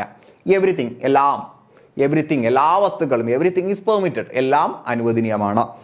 മെനി, ഒരുപാട് അല്ലെ. Many is indefinitive pronoun that is formed in the same way as other indefinitive pronouns അല്ലെ. അപ്പോൾ നേരത്തെ പറഞ്ഞതുപോലെയൊന്നും അല്ല, അത് കുറച്ചുകൂടി വ്യത്യസ്തമായിട്ടുള്ളതാണ്. ധാരാളം, ഒരുപാട് എന്ന് സൂചിപ്പിക്കുന്ന പ്രൊനൗൺ ആണ് മെനി. ദെൻ നോബഡി, ഒരാളും അല്ല. നോബഡി ലെൻഡ്സ് ഹിം മണി, ആരും പണം കടം കൊടുക്കരുത്. അപ്പൊ നോബഡി, ഒരാളും അങ്ങനെ ചെയ്യരുത് അല്ലെ. ലോകത്ത് ഒരാളും അവനോട് അങ്ങനെ ചെയ്യരുത്. സംവൺ, ആരോ ഒരാൾ അല്ലെങ്കിൽ സംബടി അപ്പൊ ആരോ ഒരാൾ അത് ആരാണെന്ന് സ്പെസിഫൈ ചെയ്ത് പറഞ്ഞിട്ടില്ല അല്ലെ, ഇവിടെ വ്യക്തി ആരാണെന്ന് സ്പെസിഫൈ ചെയ്ത് പറഞ്ഞിട്ടില്ല. Somebody took my science textbook, ആരോ ഒരാൾ എൻ്റെ സയൻസ് ടെക്സ്റ്റ് ബുക്ക് എടുത്തു. അത് ആരാണ് എന്നറിയില്ല, ഇൻഡെഫിനിറ്റ് ആണ്, അഥവാ സ്പെസിഫിക് അല്ല. അപ്പൊ അത് ആരോ ഒരാളായിരിക്കും, ആരും ആകാം അല്ലെ, ആരും ആകാം. സംതിങ്, സംവൺ എന്നത് വ്യക്തിയെ സൂചിപ്പിക്കുന്നതാണ് എങ്കിൽ സംതിങ് ഒബ്ജക്റ്റിനെ സൂചിപ്പിക്കുന്നതാണ്. Is it possible for you to give me something, എനിക്ക് എന്തെങ്കിലും തരാൻ നിനക്ക് കഴിയുമോ? അപ്പൊ എന്തെങ്കിലും തന്നാൽ മതി, ഇന്നത് വേണമെന്നില്ല. പൈസ അല്ലെങ്കിൽ പുസ്തകം അല്ലെങ്കിൽ പേന അല്ലെങ്കിൽ ഭക്ഷണം അങ്ങനെയൊന്നുമില്ല, എന്തെങ്കിലും തന്നാൽ മതി. അത് സ്പെസിഫൈ ചെയ്ത് പറഞ്ഞിട്ടില്ല. അപ്പോൾ സ്പെസിഫൈ ചെയ്ത് പറയാത്തതാണ് ഇൻഡെഫിനിറ്റീവ് പ്രൊനൗൺ എന്ന് പറയുന്നത്. സോ ഈ ഒരു ഇൻഡെഫിനിറ്റീവ് പ്രൊനൗണും ഡിസ്ട്രിബ്യൂട്ടീവ് പ്രൊനൗണും ജസ്റ്റ് ഒന്ന് മനസ്സിലാക്കിയിരുന്നാൽ മതി. അവിടെ നിന്ന് ആഴത്തിലുള്ള ചോദ്യങ്ങൾ വന്ന് കണ്ടിട്ടില്ല. ദെൻ അതേപോലെ തന്നെയാണ് റെസിപ്രോക്കൽ പ്രൊനൗൺ. ഈ അവസാനം പറഞ്ഞ 3 ജസ്റ്റ് ഒന്ന് അറിഞ്ഞിരുന്നാൽ മതി, അവിടെ നിന്ന് ആഴത്തിലുള്ള ചോദ്യങ്ങൾ അങ്ങനെ വന്ന് കണ്ടിട്ടില്ല. Then A reciprocal pronoun is അത് ഈ ഒരു പ്രൊനൗൺ എന്ന രീതിയിൽ വന്നിട്ടില്ല, ഈ സബ്ജക്റ്റ് വേർബ് എഗ്രിമെന്റ് എന്ന തലത്തിൽ നിന്ന് ചോദ്യങ്ങൾ വന്നിട്ടുണ്ട്. അത് നമ്മൾ വേറെ തന്നെ പഠിക്കും കേട്ടോ. A reciprocal pronoun is a pronoun that indicates a mutual relationship or action between two or more people or things. Reciprocal pronoun എന്ന് പറയുമ്പോൾ 2 വസ്തുക്കൾ അല്ലെങ്കിൽ 2 ആളുകൾ അല്ലെങ്കിൽ 2ലധികം ആളുകൾ തമ്മിലുള്ള പരസ്പര ബന്ധത്തെ സൂചിപ്പിക്കുന്ന, 2-2-ലധികമോ ആളുകൾ തമ്മിലുള്ള പരസ്പര ബന്ധത്തെ സൂചിപ്പിക്കുന്ന പ്രൊനൗൺ ആണ് റെസിപ്രോക്കൽ പ്രൊനൗൺ എന്ന് പറയുന്നത്. ഉദാഹരണം ഈച്ച് അതർ എന്ന് പറയുമ്പോൾ 2 ആൾ പരസ്പരം അല്ലെ, ഇപ്പൊ 2 ആളുകൾ തമ്മിലുള്ള റിലേഷൻഷിപ്പിനെ സൂചിപ്പിക്കുന്നു. Peter and Mary helped each other, Peter Mary അങ്ങോട്ടും ഇങ്ങോട്ടും സഹായിച്ചു. അപ്പൊ അവർ തമ്മിൽ അങ്ങോട്ടും ഇങ്ങോട്ടും സഹായിച്ചു എന്ന് സൂചിപ്പിക്കാൻ each other. Then one another, ഒരാൾ മറ്റൊരാളെ എന്ന അർത്ഥത്തിന് one another. The members of the board congratulated one another on a successful quarter. അപ്പൊ വിജയകരമായിട്ടുള്ള ആ ഒരു 4 മാസം പൂർത്തിയാക്കിയപ്പോൾ അവരെന്ത് ചെയ്തു? അങ്ങോട്ടും ഇങ്ങോട്ടും ഒരാൾ മറ്റൊരാളെ അഭിനന്ദിച്ചു. വൺ അനദർ, ഒരാൾ മറ്റൊരാളെ അഭിനന്ദിച്ചു. ഈച്ച് അതേഴ്സ്, ഇവിടെ ഈച്ച് അതേഴ്സ് തമ്മിലുള്ള വ്യത്യാസം, ഇവിടെ ഒരു അതേഴ്സ് പൊസസീവിനെ സൂചിപ്പിക്കുന്ന ഒരു അതേഴ്സ് അവിടെ വന്നിട്ടുണ്ട് എന്ന് മാത്രമേ ഉള്ളൂ. They helped to look after each others children, അവർ അവരുടെ കുട്ടികളുടെ സംരക്ഷണം പരസ്പരം നോക്കാറുണ്ടോ? അപ്പൊ ഈച്ച് അതേഴ്സ് അവരുടെ എന്ന ഒരു പൊസസീവിന്റെ മീനിങ് വരുന്നു എന്നേ ഉള്ളൂ. They helped to look after each others children. അതേപോലെ തന്നെയാണ് one anothers. The group of students often stayed in one another's house. അവർ ഒരാൾ മറ്റൊരാളുടെ, ഈച്ച് അതേഴ്സ് എന്ന് പറയുമ്പോൾ പരസ്പരം എന്നുള്ള അർത്ഥത്തിനാണ്. വൺ അനദർ എന്ന് പറഞ്ഞാൽ ഒരാൾ മറ്റൊരാളുടെ വീട്ടിൽ, ഒരാൾ മറ്റൊരാളുടെ വീട്ടിൽ അങ്ങനെ താമസിക്കാറുണ്ട്. സോ ഇതാണ് നമുക്ക് പ്രൊനൗണിനെ കുറിച്ച് പഠിക്കാനുള്ളത്. അപ്പോൾ പ്രൊനൗണിനെ കുറിച്ച് കൃത്യമായിട്ട് നിങ്ങൾക്കൊരു ധാരണ കിട്ടിയിട്ടുണ്ട് എന്ന് കരുതുന്നു. കുറച്ച് ലെങ്തി ആയിട്ടുള്ള ക്ലാസ് ആണ്, പക്ഷേ പ്രൊനൗണിനെ കുറിച്ചുള്ള എല്ലാ കാര്യങ്ങളും അവിടെ വരണം എന്ന നിർബന്ധമുള്ളത് കൊണ്ടാണ് ഞാൻ അതെല്ലാം സൂചിപ്പിച്ചത്. ദെൻ ഇതുമായിട്ട് ബന്ധപ്പെട്ട് ഒരു കുറച്ച് MCQs നമുക്ക് നോക്കാം. ഇതിലെല്ലാം തന്നെ പല എക്സാമുകൾക്കും റിപ്പീറ്റഡ് ആയിട്ട് ചോദിച്ചിട്ടുള്ള ചോദ്യങ്ങളാണ്. ഒന്നാമത്തെ ചോദ്യം, which is objective pronoun in sentence? ഈ സെന്റൻസിലെ ഒബ്ജക്റ്റീവ് പ്രൊനൗൺ ഏതാണ്? അഥവാ ഒബ്ജക്റ്റിന്റെ സ്ഥാനത്ത് വരുന്ന പ്രൊനൗൺ. നമുക്കറിയാം ദേ സബ്ജക്റ്റ് ആണ്, ഹെർ ആണ് ഒബ്ജക്റ്റ്. ഒബ്ജക്റ്റീവ് പ്രൊനൗൺ ഹെർ ആണ്. കണ്ടില്ലേ, ഇങ്ങനെയാണ് ചോദ്യങ്ങൾ വരിക. then അടുത്ത ചോദ്യം, identify the possessive pronoun. Possessive pronoun ഏതെന്നാണ്? ദിസ് ഈസ് ഹെർ ബുക്ക്, ഇത് അവളുടെ ബുക്കാണ്, നോട്ട് യുവേഴ്സ്, നിന്റേതല്ല. അപ്പൊ ഇവിടെ ഹെറും യുവേഴ്സും വന്നിട്ടുണ്ട്. ഹെർ പൊസസീവ് ആണ്, പക്ഷെ പൊസസീവ് പ്രൊനൗൺ അല്ല, പൊസസീവ് അഡ്ജക്റ്റീവ് ആണ്. കാരണം എന്താ? അവിടെ ഒരു നൗൺ വന്നിട്ടുണ്ട്, അതിനെ വിശദീകരിക്കാൻ ഹെർ ബുക്ക്, അവളുടെ പുസ്തകം. എന്നാൽ നോട്ട് യുവേഴ്സ്, നിന്റേതല്ല എന്ന് പറയുമ്പോൾ യുവേഴ്സ് അവസാനം എസ്സിലല്ലേ അവസാനിച്ചത്? ഞാൻ പറഞ്ഞിട്ടുണ്ട്, പൊസസീവ് പ്രൊനൗൺ ആണെങ്കിൽ മൈ ഒഴികെ ഉള്ളതിൽ എല്ലാത്തിലും അവസാനം എന്തുണ്ടാകും? എസ് ഉണ്ടാകും. അഥവാ ഐനെ സൂചിപ്പിക്കുന്ന മൈൻ ഒഴികെ ഉള്ളതിലെല്ലാം അവസാനം എസ് ഉണ്ടാകും. മൈൻ ഒഴികെ ഉള്ള പൊസസീവ് പ്രൊനൗണിന്റെ അവസാനം എസ് ഉണ്ടാകും. അപ്പൊ ഇവിടെ ഹെഴ്സ് എന്നായിരുന്നുവെങ്കിൽ പൊസസീവ് പ്രൊനൗൺ ആയിരുന്നേനെ അല്ലേ? സോ ഇവിടെ യുവേഴ്സ് എന്നുള്ളതാണ് പൊസസീവ് പ്രൊനൗൺ. അടുത്ത ചോദ്യം, select the correct option for the underline word. അടിവരയിട്ടിരിക്കുന്ന ആ ഒരു വേർഡിന്റെ കറക്റ്റ് പേരെന്താന്ന് പറയുക. കറക്റ്റ് പേര് ഓപ്ഷൻസ് ഇല്ല കേട്ടോ. കറക്റ്റ് പേരെന്താ? ഹിംസെൽഫ്, സെൽഫിലും സെൽഫ്സിലും അവസാനിക്കുന്നത് റിഫ്ലെക്സീവ് പ്രൊനൗൺ ആണെന്ന് നമുക്കറിയാം. So reflexive pronoun. ദെൻ വീണ്ടും അണ്ടർലൈൻഡ് വേർഡിന്റെ പേരെന്താണ് എന്ന് ചോദിച്ചിട്ടുണ്ട്. Follow her, she and she will show you which room is yours. എസ്സിൽ അവസാനിച്ചു. അപ്പൊ എസ്സിൽ അവസാനിക്കുമ്പോൾ അത് ഏതാണ്? പൊസസീവ് പ്രൊനൗൺ ആണ്. പൊസസീവ് പ്രൊനൗൺ ആണ്. ദെൻ ഫോളോ ഹെർ, ഹെർ എന്ന് പറയുന്നത് ഒബ്ജക്റ്റീവ് പ്രൊനൗൺ ആണ് അല്ലെ. ഷീ എന്ന് പറയുന്നത് സബ്ജക്റ്റ് ആണ്. യു വിൽ ഷോ യു, അതിലെ യു എന്ന് പറയുന്നത് ഏത് പ്രൊനൗൺ ആണ്? ജസ്റ്റ് ഒന്ന് കമന്റ് ചെയ്യുക കേട്ടോ, യു ഏതാണെന്ന് കമന്റ് ചെയ്യുക. സോ നമ്മൾ നേരത്തെ പറഞ്ഞതുപോലെ ഈ 4 ക്വസ്റ്റ്യൻസിന്റെ ആൻസർ ചെയ്യാൻ പോവാണ്. ഇതിൽ 2 നമ്മൾ ഓൾറെഡി ചെയ്തിട്ടുണ്ട്, എന്നാലും ഒന്ന് ശ്രദ്ധിക്കുക. ഈ 41ാമത്തെ 2 ചോദ്യവും നമ്മൾ ചെയ്തിട്ടുണ്ട്, അത് ഞാൻ പറയുന്നില്ല. 33ാമത്തെ ചോദ്യം, യൂസ് അപ്രോപ്രിയേറ്റ് പ്രൊനൗൺ. വളരെ നല്ല 2 ചോദ്യങ്ങളാണ്. കാരണം ഇത് പെട്ടെന്ന് കാണുമ്പോൾ ഏത് ഏരിയയിൽ നിന്നുള്ള ചോദ്യമാണെന്ന് നമുക്ക് ചിലപ്പോൾ സംശയം തോന്നും. സബ് ഡിവിഷൻ എ നമുക്ക് നോക്കാം. സബ് ക്വസ്റ്റ്യൻ ആയിട്ടുള്ള എ നോക്കാം. My sister dash our uncle saved is now getting married. കൃത്യമായിട്ടൊന്ന് വായിച്ചു നോക്കിയേ. മൈ സിസ്റ്റർ, എന്റെ സഹോദരി, ഡാഷ്. അപ്പൊ അവിടെ ഒരു പ്രൊനൗൺ ആണ് കൊടുക്കേണ്ടത്. അവർ അങ്കിൾ സേവ്ഡ്, നമ്മുടെ അങ്കിൾ സേവ് ചെയ്ത, ഈസ് നൗ ഗെറ്റിംഗ് മാരീഡ്. ആ ഒരു സിസ്റ്റർ ഉണ്ടല്ലോ, ആ ഒരു സിസ്റ്റർ വിവാഹിത ആകാൻ പോവുകയാണ്. ഇതാണ് നമ്മുടെ സെന്റൻസ് എന്ന് പറയുന്നത്. സോ ഇവിടെ ഏത് പ്രൊനൗൺ ആയിരിക്കും നമുക്ക് യൂസ് ചെയ്യാൻ പറ്റുക? ഇപ്പോൾ നമുക്ക് സബ്ജക്റ്റ് പ്രൊനൗൺ അല്ലെങ്കിൽ ഒബ്ജക്റ്റീവ് പ്രൊനൗൺ അല്ലെങ്കിൽ റിഫ്ലെക്സീവ് പ്രൊനൗൺ അങ്ങനെ ഒന്നും യൂസ് ചെയ്യാൻ കഴിയില്ല. ഇവിടെ നമുക്ക് യൂസ് ചെയ്യാൻ കഴിയുന്നത് റിലേറ്റീവ് പ്രൊനൗൺ ആണ് അല്ലെ. റിലേറ്റീവ് പ്രൊനൗണിൽ ഏത് യൂസ് ചെയ്യാം? ഇവിടെ മൈ സിസ്റ്റർ എന്ന് പറയുമ്പോൾ ഒരു പേഴ്സൺ ആണ്. പേഴ്സൺ ആയിട്ട് ബന്ധപ്പെട്ട് നമുക്ക് ഒന്നെങ്കിൽ ഹൂ, അല്ലെങ്കിൽ ഹൂം, അല്ലെങ്കിൽ ഹൂസ്, ഇത് 3ഉമാണ് യൂസ് ചെയ്യാൻ പറ്റുന്നത് എന്ന് നമ്മൾ ക്ലാസ്സിൽ തൊട്ട് മുന്നേ പറഞ്ഞിട്ടുണ്ട് അല്ലെ. ഒന്നെങ്കിൽ ഹൂ യൂസ് ചെയ്യാം, അല്ലെങ്കിൽ ഹൂം യൂസ് ചെയ്യാം, അല്ലെങ്കിൽ ഹൂസ് യൂസ് ചെയ്യാം. ഹൂ ആണെങ്കിൽ സബ്ജക്റ്റിലേക്കുള്ള ഒരു സൂചന ആയിരിക്കണം.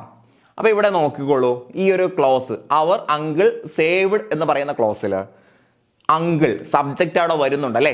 സബ്ജക്റ്റ് വരുന്നുണ്ട്. അപ്പോ സബ്ജക്റ്റ് അല്ല നമുക്ക് അവിടെ വേണ്ടത്. ദെൻ നമ്മുടെ സഹോദരി എങ്ങനെയുള്ള സഹോദരിയാണ്? ആ സഹോദരിയെ നമ്മുടെ അങ്കിൾ രക്ഷിച്ചു. അപ്പൊ മുന്നേ എന്തോ അപകടം സംഭവിച്ചിട്ടുണ്ടോ, ആ അപകടത്തിൽ നിന്നും സഹോദരി രക്ഷിച്ചിട്ടുണ്ട് എന്നാണ് അവിടുത്തെ ഉദ്ദേശം. സഹോദരിയെ കേട്ടോ, സഹോദരിയല്ല, സഹോദരിയെ അങ്കിൾ രക്ഷിച്ചിട്ടുണ്ട്. മൈ സിസ്റ്റർ എന്ന് പറയുന്നത് ഇവിടെ ഒരു ഒബ്ജക്റ്റിന്റെ സ്ഥാനത്താണ്. ഒബ്ജക്റ്റിന്റെ സ്ഥാനത്ത് എന്ന് പറയുമ്പോൾ അവർ അങ്കിൾ സേവ്ഡ്, ആ ഒരു ക്ലോസിലെ ഒബ്ജക്റ്റിന്റെ സ്ഥാനത്താണ് കേട്ടോ. ആ ഒരു ക്ലോസിലെ ഒബ്ജക്റ്റിന്റെ സ്ഥാനത്താണ്. അപ്പൊ നമുക്ക് അതിനെ സൂചിപ്പിക്കുന്ന ഹൂം കൊടുക്കാം. ഹൂം അല്ലെ, ഹൂം.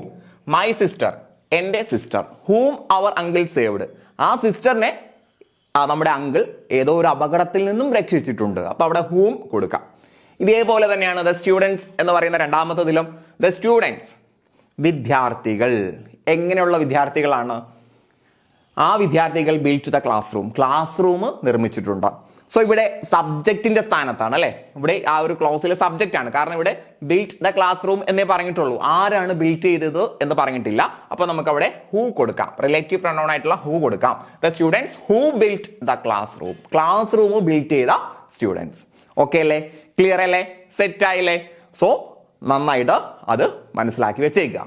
സോ ഡിയർ ഫ്രണ്ട്സ്, പ്രൊനൗൺ എന്ന് പറയുന്ന ടോപ്പിക്കിലെ വളരെ പ്രധാനപ്പെട്ട ഭാഗങ്ങളെല്ലാം നമ്മളിവിടെ പഠിച്ച് തീർത്തിട്ടുണ്ട്. അപ്പോൾ ഇത് നന്നായിട്ട് പഠിച്ചു വെക്കുക. ക്ലാസ് ഇഷ്ടപ്പെട്ടിട്ടുണ്ടെങ്കിൽ ലൈക്ക് ചെയ്യുക, കമൻറ്റ് ചെയ്യുക, നിങ്ങളുടെ അഭിപ്രായങ്ങൾ രേഖപ്പെടുത്തുക. സോ പുതിയ ക്ലാസ്സുകളുമായിട്ട് സഹകാരി റേസ് ബസ് ഇനിയും നിങ്ങളുടെ മുന്നിലേക്ക് വരും. നന്നായിട്ട് പഠിക്കുക. നിങ്ങൾ ആഗ്രഹിക്കുന്ന സ്വപ്ന ജോലിയിലേക്ക് എത്രയും പെട്ടെന്ന് എത്തപ്പെടാൻ കഴിയട്ടെ എന്ന് ആശംസിച്ചുകൊണ്ട് ഞാൻ നിർത്തുന്നു. ഏവർക്കും വിജയാശംസകൾ. നന്ദി.